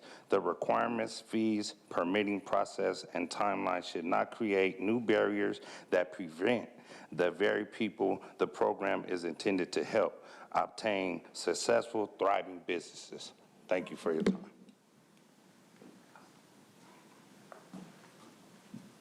I'm going to speak fast. Nathaniel Shufflin. I'm responding to all of the straw man arguments throughout the day. Pharmacists failed to flag the overprescribing of opioids to the tune of 1 million people dying since 1999 from that drug. So a pharmacist coming in here and saying that we shouldn't be growing something that has not killed anywhere near 100 people, 1,000 people.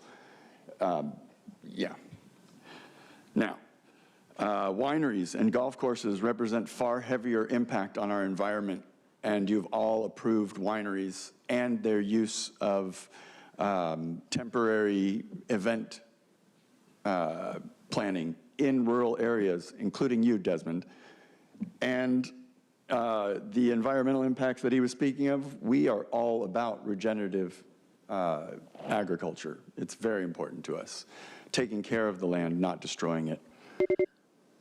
Thank you. And I'll call, as the next speaker's coming forward, I'll call the final two in-person speakers, Charles Barnes and Russell. Good afternoon. My name is Eduardo Batista. I am a father of 4, a husband, a business owner, and a resident in District 2. I actually live in Mountain Empire community, which I haven't really heard much about. I've heard a lot about Fallbrook, Bonsall, all the areas up in North County, but there is an area that's out in East County. We have about a little bit under 12,000 people that are in that area. And there's a lot of people out there that could use work. A lot of the other areas that we've discussed have already been built out. They have a lot of box stores, a lot of retail, places where people actually can gain employment. So having something where we can have outdoor cultivation, greenhouse cultivation, things like that in the rural areas can definitely help some areas. I'm also a participant in the SEED program. I've done all the studies, all of the work. I've participated, been to every single one of the classes, and we're definitely prepared to be contributing members to society, to San Diego County, pay our taxes, and operate in law. We're not about lowering expectations. We're about being defined by what we can build, not by our misunderstandings and issues of the past. Thank you. Thank you. Good morning. I'm Charles Barnes from the San Diego Seed Program. I only have one idea that I want to run by you, and that is a solution towards lowering the stigma of criminal activity attached to cannabis sales and distribution. But to do so, I'm going to need a license, so please.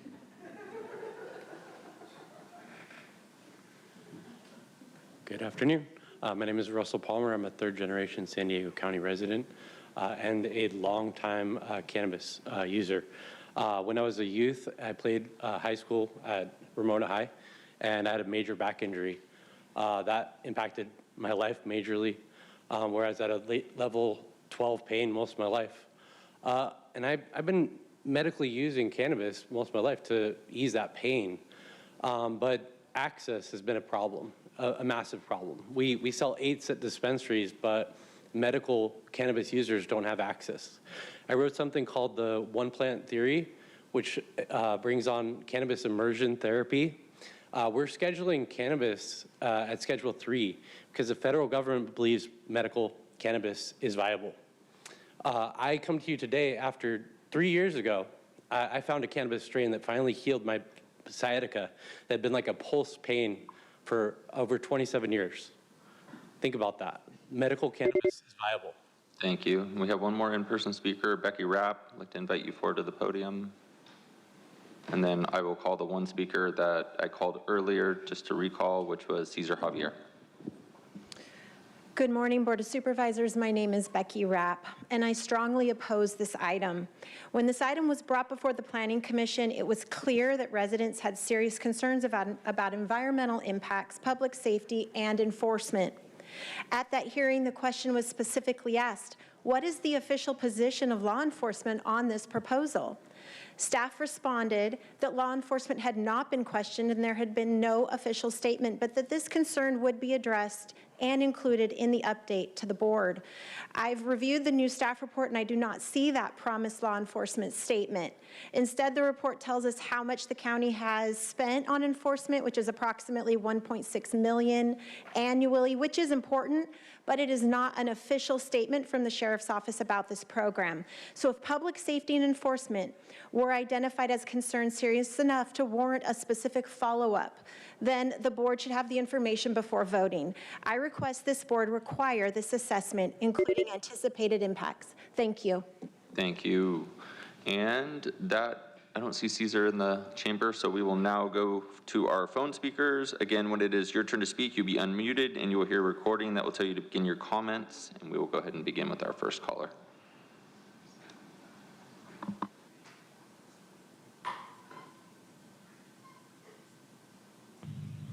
All of old. Some of the limits are good, but the ordinance is wrong. Right off the bat, it defines cannabis as including, quote, every compound, derivative, mixture, or preparation of the plant, etc., unquote. Just as in regular medicinal practice, you don't give a drug the same name as any of its components. Politicians are good at the rename game. The Planning Commission recommendations are reasonable to prohibit outdoor cultivation and to require cannabis facilities to stay 1,000 feet from schools, daycares, youth centers, places of worship, parks, and trails. Nice that cannabis facilities wouldn't be allowed in residential areas, but it defeats the purpose when you're allowed to be sold in bars, restaurants, or stores, which would subject kids and... Thank you. Your time is up. We'll go to our next speaker.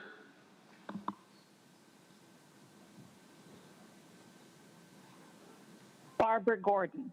I am concerned the county's cannabis program does not actually address the significant impact marijuana businesses could have on the community and the environment. Cultivation involves pesticides, fertilizers that contaminate soil and water. Again, it requires a significant amount of water, and while generating odor and waste that can harm surrounding communities and the environment. As a public health advocate, I am also concerned the harms associated with high THC, including addition to emergency room visits, addiction, impaired driving, serious psychotic harm.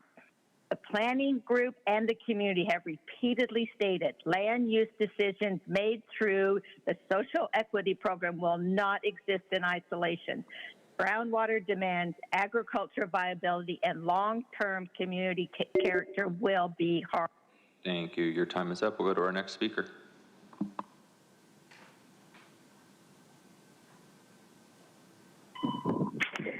Hello.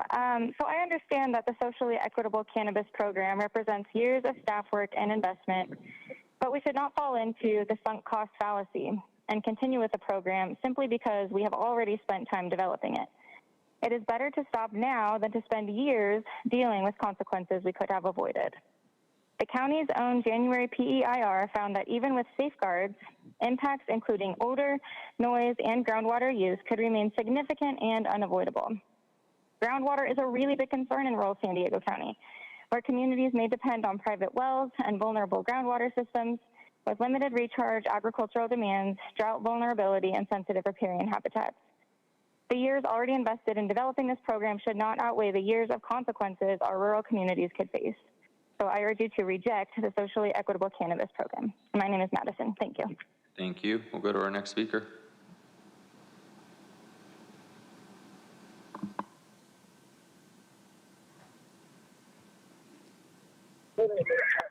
Peggy Walker. I wanted to quote Chairman Lawson Reamer from the UT. Quote, "You've got to trust government isn't being captured by insider special interests. If only you practiced what you preach." This board majority instead has ignored overwhelming opposition to this program in spite of documented environmental, land use, quality of life, youth health, and safety downsides and no need. Montgomery Step disturbingly claims a moral imperative for this, but that allows applicants, even with illegal weapon possession charges, to get licenses and the sale of, quote, every derivative mixture or preparation of psychotropic marijuana at unprecedented potency. That, with unrestricted targeting of youth, ensures addiction where craving overcomes and drives the brain. It becomes the primary brain driver. Thank you. Your time is up. We will go to our next speaker.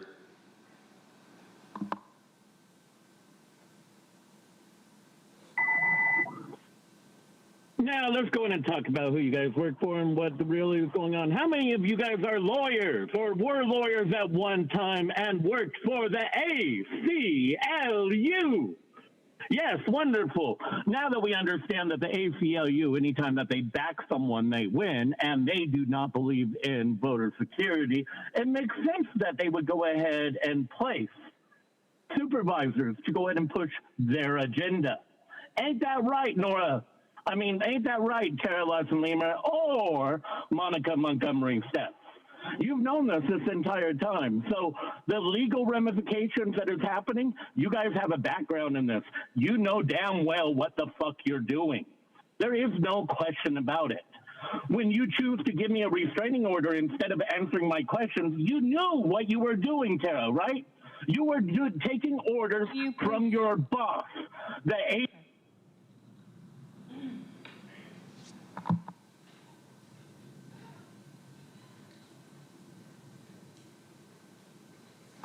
Yeah, he can continue. You will not go ahead and look into the non-citizens voting. Why you go ahead and punish? Your time is up. We'll go to our next caller.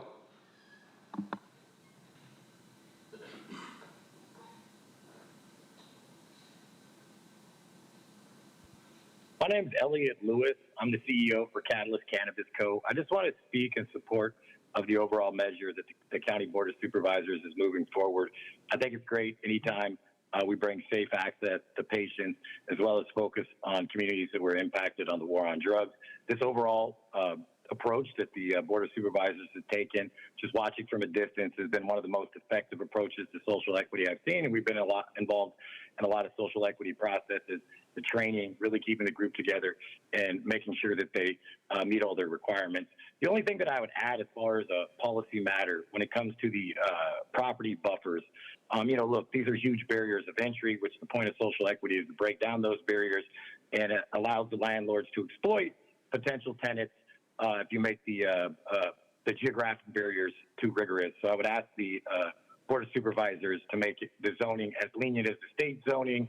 It takes care of all the schools, the main thing that we all want to be concerned about, and we would hate to see folks that have faced barriers. Thank you. Your time is up. We will go to our next speaker.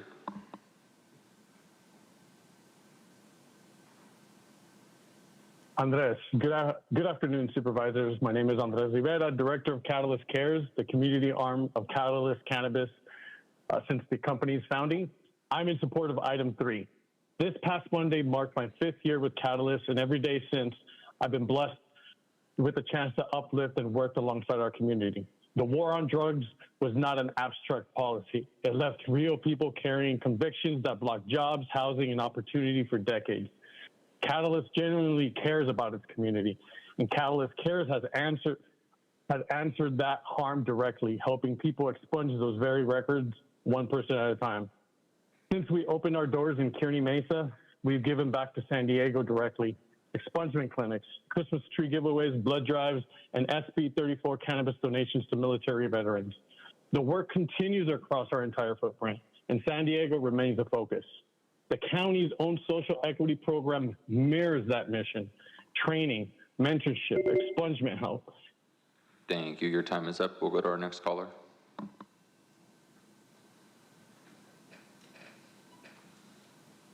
Good afternoon, Board of Supervisors. Ann Riddle here. I'm concerned that we have been spending a great deal of county money educating applicants for a program we didn't have a policy or regulations for. Does that prejudice your vote then? Because you've already suggested that these people can all be approved in a policy and a program that we hadn't as a public address, or that we have taken a vote that we're doing that today. I worry about that. I also think, as a public health educator, if we care that much about social equity and repairing the damage that's happened in our communities, let's offer something a whole lot better than owning a pot business, for goodness sakes. These days, you can go out of business so fast. That isn't an opportunity that anyone would think is worthwhile. Let's provide small business loans and training and mentoring. Let's provide small business educational opportunities and workforce programs and other opportunities to look across the field of businesses. Thank you. Your time is up. We'll go to our next caller.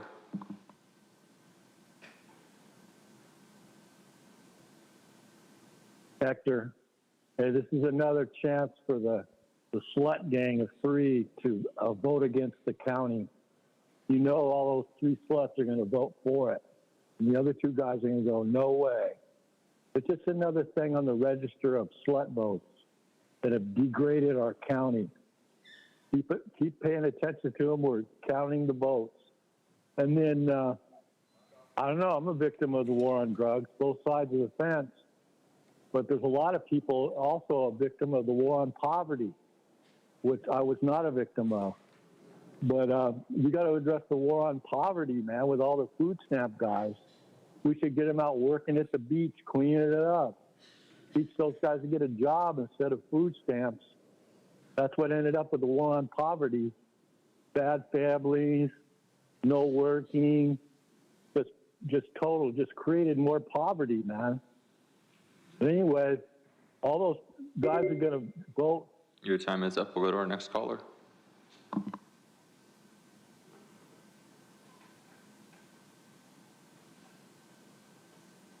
Good afternoon. My name is Terry Ann Skelly. As a county planning group member and a concerned resident, I participated in the county-sponsored listening sessions and planning group presentations when county staff was collecting our opinions regarding its proposed SEIC overall last year. I felt that those of us who participated then were disenfranchised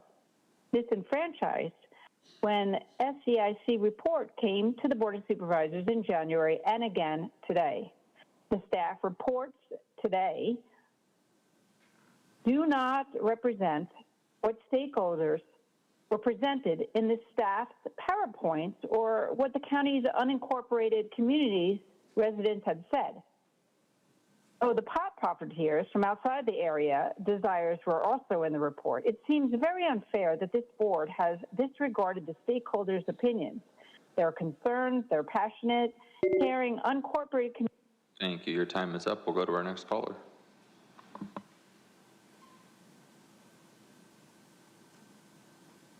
Hey, it's truth. The war on drugs is the hypocritical excuse for the county to introduce drugs and profit off the market as its new cartel. The pay-to-play community benefit tax is the progressive's blood money bribe, knowingly profiting off something that does harm. And we know Newscomb and Democrat felon Jesus Cardenas have funneled pot money to political campaigns. This industry is union-driven. That's why they promote useless murals instead of requiring pot shops to pay double for recycled water, the grid, law enforcement, fire response, rehab centers, and for property value mitigation. And why they won't restrict uses as far as possible from places like homes, schools, parks, restaurants, and places of worship. I treat this gross topic just like any other choice. Do your thing, but keep government and tax dollars out of it. Plus, equity is no longer illegal, and marijuana is in the federal air. We know this board is about union-driven dribble, but the backcountry has spoken. Environmental protection is not negotiable. We don't want it, and we didn't ask for it. So shame on the 3 progressive women who refuse to represent we the people. Thank you. Your time is up. We will go to our next caller.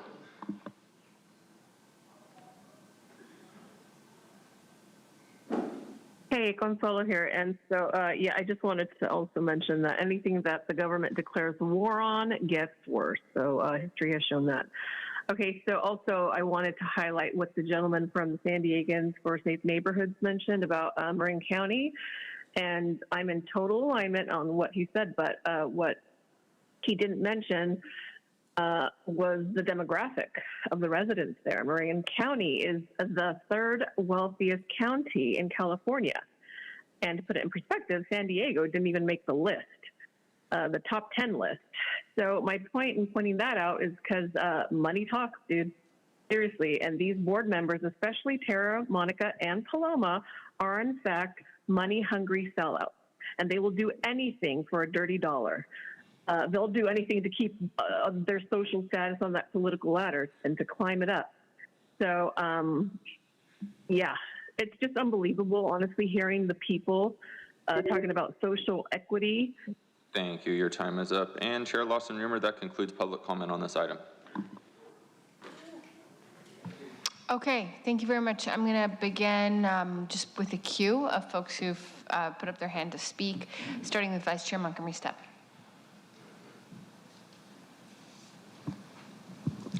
Thank you so much, Chair Lawson-Remer. Take a minute to breathe. I've been doing good so far. I haven't had any response to any of the things that I've been hearing.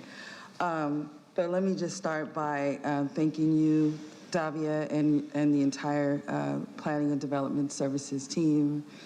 Vince, Rami, thank you so much.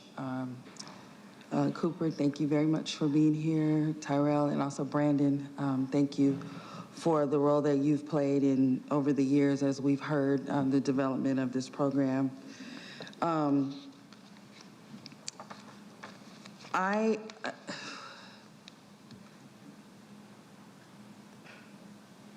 As we are here today and making this extremely important decision, there's been a lot of outreach, and we've heard there are obviously a lot of different opinions because there are a lot of different experiences in this region.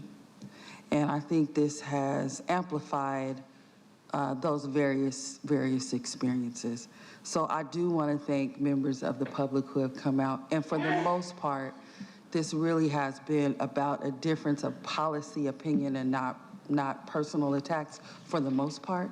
And so I have to just say that I do appreciate that. And obviously, most of you know where I stand, but I hope that you can hear me when I say thank you for taking your time to advocate for your community, because what I do feel is that you are being very sincere in that advocacy about what you believe. And I have to respect that. I don't respect the personal attacks. I think they're crazy. I think it's ridiculous that we have to sit with, with that every time we're on this dais. It is what it is. We're here. We have not signed up to be abused, but we have signed up to do the job, and the job is tough.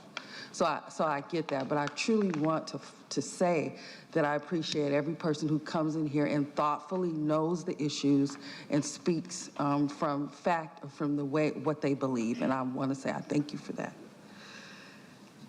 I think this is one thing that I've heard in this discussion, and even around some consented items that we had on the agenda yesterday, was an acknowledgement that socioeconomic status really can and does negatively impact our places in life, depending on where we land on that ladder.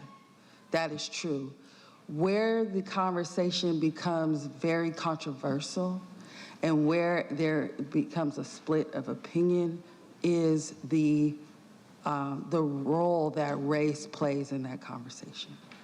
So we've heard, it is not about race, it's more about socioeconomic status.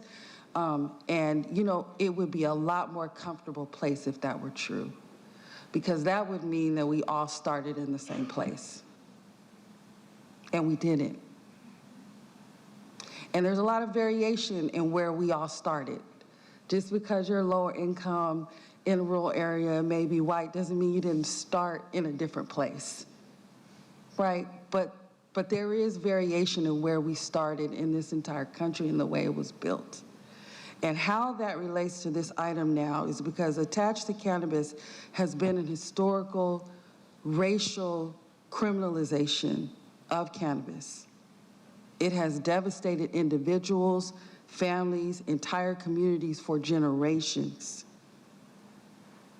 And although studies show that across racial lines, the use of cannabis is very similar, the criminalization of cannabis really is where we see the difference in the racial component. And that is where the equity lens is coming from here. And it does not negate some of the other equitable issues that we have to deal with based on geography and everything else. But for this particular subject in cannabis, we saw that, for example, with Black Americans, roughly 37% of drug-related arrests were Black Americans, while representing only 13% of the population. All this, again, while showing the use of cannabis across racial lines is very similar. So we have to be clear about the war on drugs. It was never about public safety. It was engineered to discriminate. And in this country, over and over, every generation, we create another system that has discrimination embedded within it. This was one of those industries. So the policies around cannabis have been rooted in excessive punishment, targeted enforcement, been deeply racialized criminalization, and it fell heaviest on a lot of people we hear from today and from people who have had to go through the system and have criminal records and be denied access to housing, be denied employment, education, and stability for conduct that is now legal under state law. And that's what the equity is about for this particular program. California voters recognized these injustices when they passed Proposition 64, which legalized adult use cannabis and acknowledged on a statewide level that the war on drugs caused profound and disproportionate harm. But legalization alone did not repair the damage. It simply opened a doorway. Now, I believe it is our responsibility at the county level to walk through that doorway and implement the equity that Prop 64 envisioned. The socially equitable cannabis program gives us the chance to right those wrongs. It creates pathways for people who were directly harmed, those who were arrested, jailed, or burdened by cannabis convictions to finally access economic opportunity and self-sufficiency in the very industry from which they have been excluded. And at the same time, the program strengthens our ability to address illegal cannabis activity, regulate businesses responsibly, and generate tax revenue that can support county services, infrastructure, health care, and behavioral health programs. The benefit of the socially equitable cannabis program overwhelmingly outweighs the cost. This program can create good-paying jobs in our unincorporated communities, support small business development, expand general-purpose revenue, and most importantly, advance true equity by confronting decades of racial injustice in cannabis enforcement. We cannot afford to let the county fall behind. The economic opportunity, the social impact, and the restorative justice potential are all directly in front of us. Now is the moment to move forward. Implementing this program will empower and uplift the very communities that were harmed the most by decades of discriminatory cannabis enforcement. Adopting the staff recommendation allows the county to proceed with a well-vetted, legally defensible, and fully CEQA-aligned framework that reflects prior board direction, advances our social equity goals, maintains regulatory consistency with state law, and ensures that we can begin implementing licensing enforcement in the social equity program without any further procedural delays. And so with that, I would like to make a motion to move the staff recommendation today, which includes actions, I believe it's 1 through 6 in today's hearing that are outlined in the board letter, and the action sheet. But let me just check and make sure that is accurate.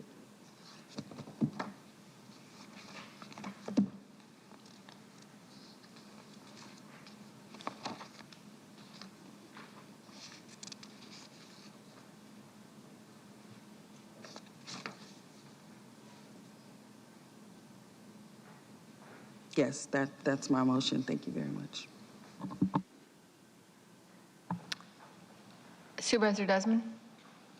Thank you, Madam Chair. Appreciate it, and appreciate all the people also that came out and spoke, particularly people from the unincorporated area. I know you came quite the distance to be here this morning.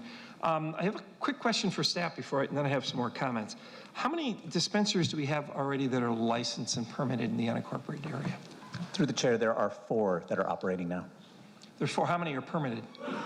4 are permitted and operating. We have no unpermitted dispensaries operating at the present time. Okay, I thought we had 5, but at one point in time. At one point in time, we did have 5 permitted dispensaries. 1 did stop operating. So we already had the, so we already have 4 dispensaries operating in the unincorporated areas. So there is access. You know, as far as the discrimination and everything else goes, I don't know that these communities are the ones that have to pay the price for that. And it's bad. We should stop discrimination anywhere and everywhere. But the community, this is more of a land use issue for me. The communities should have a huge say in what goes into their communities, right? And that is allowed by state law for, distribution, cultivation, and retail sales of marijuana. And some communities have embraced it and others have not. And unfortunately, the unincorporated areas are having dispensary forced upon them with smoking rooms and the growing as well. So I'm fine with medical marijuana. If somebody wants it or needs it, or hospice, or you need it medically, have at it. And it is legal. But I do think communities should have a say into whether they accept it or not. And I do think this has to be the most twisted and contorted term of equity that I've ever seen. If you've previously broken the law, you get to jump to the head of the line for a permit for a dispensary in the unincorporated area. And if you obeyed the law, you're sent to the back of the line. Now, whether you think the law was misguided, it was not enforced correctly, it was the law. And to say that now, what laws do we think 10 years from now are going to be changed and go ahead and break those laws now? It doesn't make sense to me. I don't think it's a message we want to send to our children. Break the law now and you get a government break later. I've voted against this item every time it's been in front of the board, and today's no different.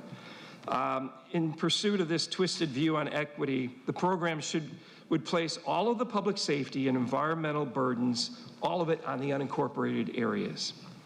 And I've heard zero, none, not one incorporated community wants these dispensaries. And it's not just the dispensary, it's the egregiousness of these are these consumption lounges on windy roads that aren't as lit in the unincorporated area, and people high driving on the roads. And one of the things in the impacts that I noticed is here, the significant and unavoidable impacts through the program environmental impact report, significant and unavoidable. Groundwater. Most of these people are on wells. The drinking water is groundwater.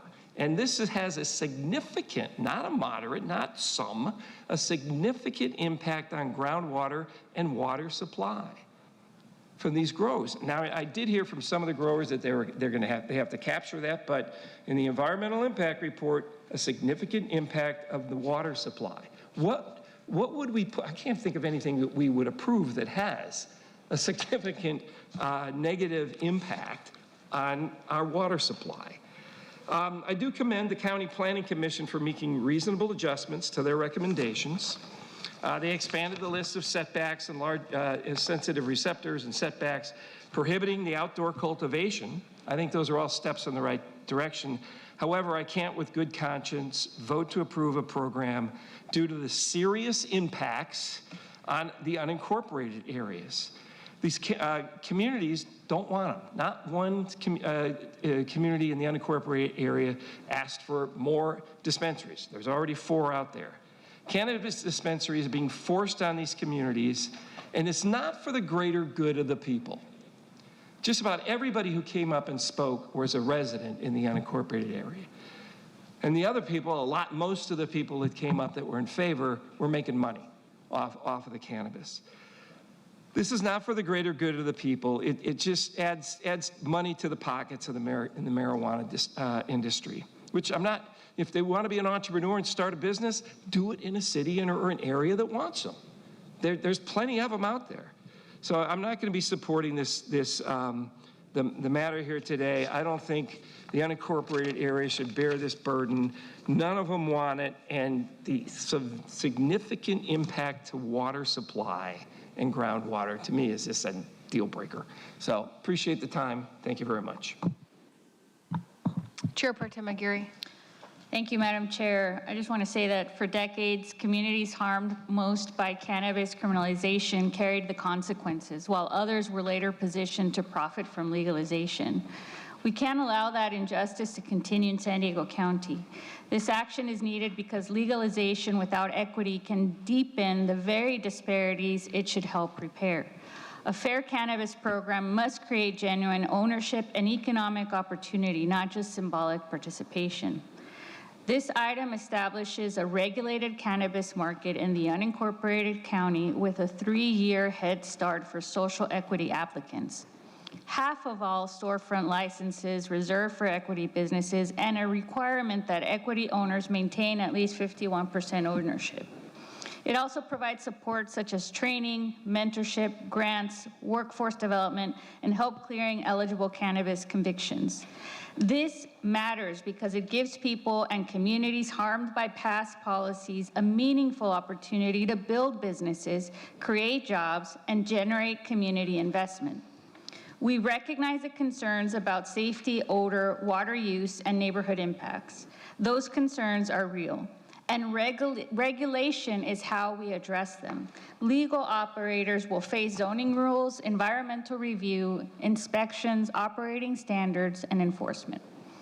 Approval is not the end of the work. We must track who receives licenses, ensure equity owners retain autonomy, enforce community protections, and keep this coalition involved throughout implementation. And I just want to say, I heard one of the arguments that were made about the concerns of exposure. You know, compared to alcohol, according to the CDC, alcohol is 15 to 20% more addicting than cannabis. And we have basically a liquor store every other block that are constantly, kids are constantly driving, biking, walking by. So I just want to point that out. And I also want to point out that according to the CDC, all traffic fatalities are usually, 30% of traffic fatalities are caused because of alcohol. So I just want to remind the folks that try to make that argument that it is not even close to the level of addiction or to the harmful consequences of abusing alcohol we're talking about here. So with that, I'd like to second the Vice Chair's motion, and I want to thank her for all of your years of work on this issue, and I'm happy to support it.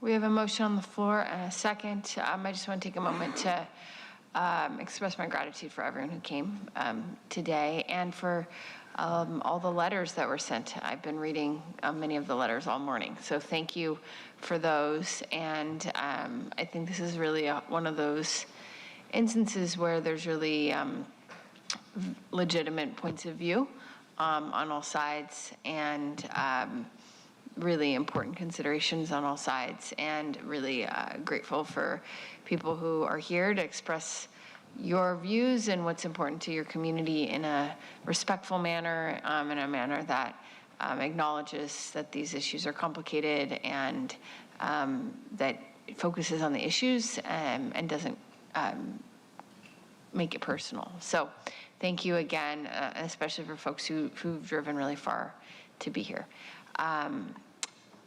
With that, I think we have a motion on the floor. Seeing no further hands, we can go ahead and vote. And Chair Lawson-Remer, that motion passes with Supervisor Anderson and Supervisor Desmond voting no, all their supervisors being present voting aye. Okay, thank you again. It is now 12:40. We will take an hour. We'll be back here at 1:40. Thanks. Board is in recess until 1:40 p.m.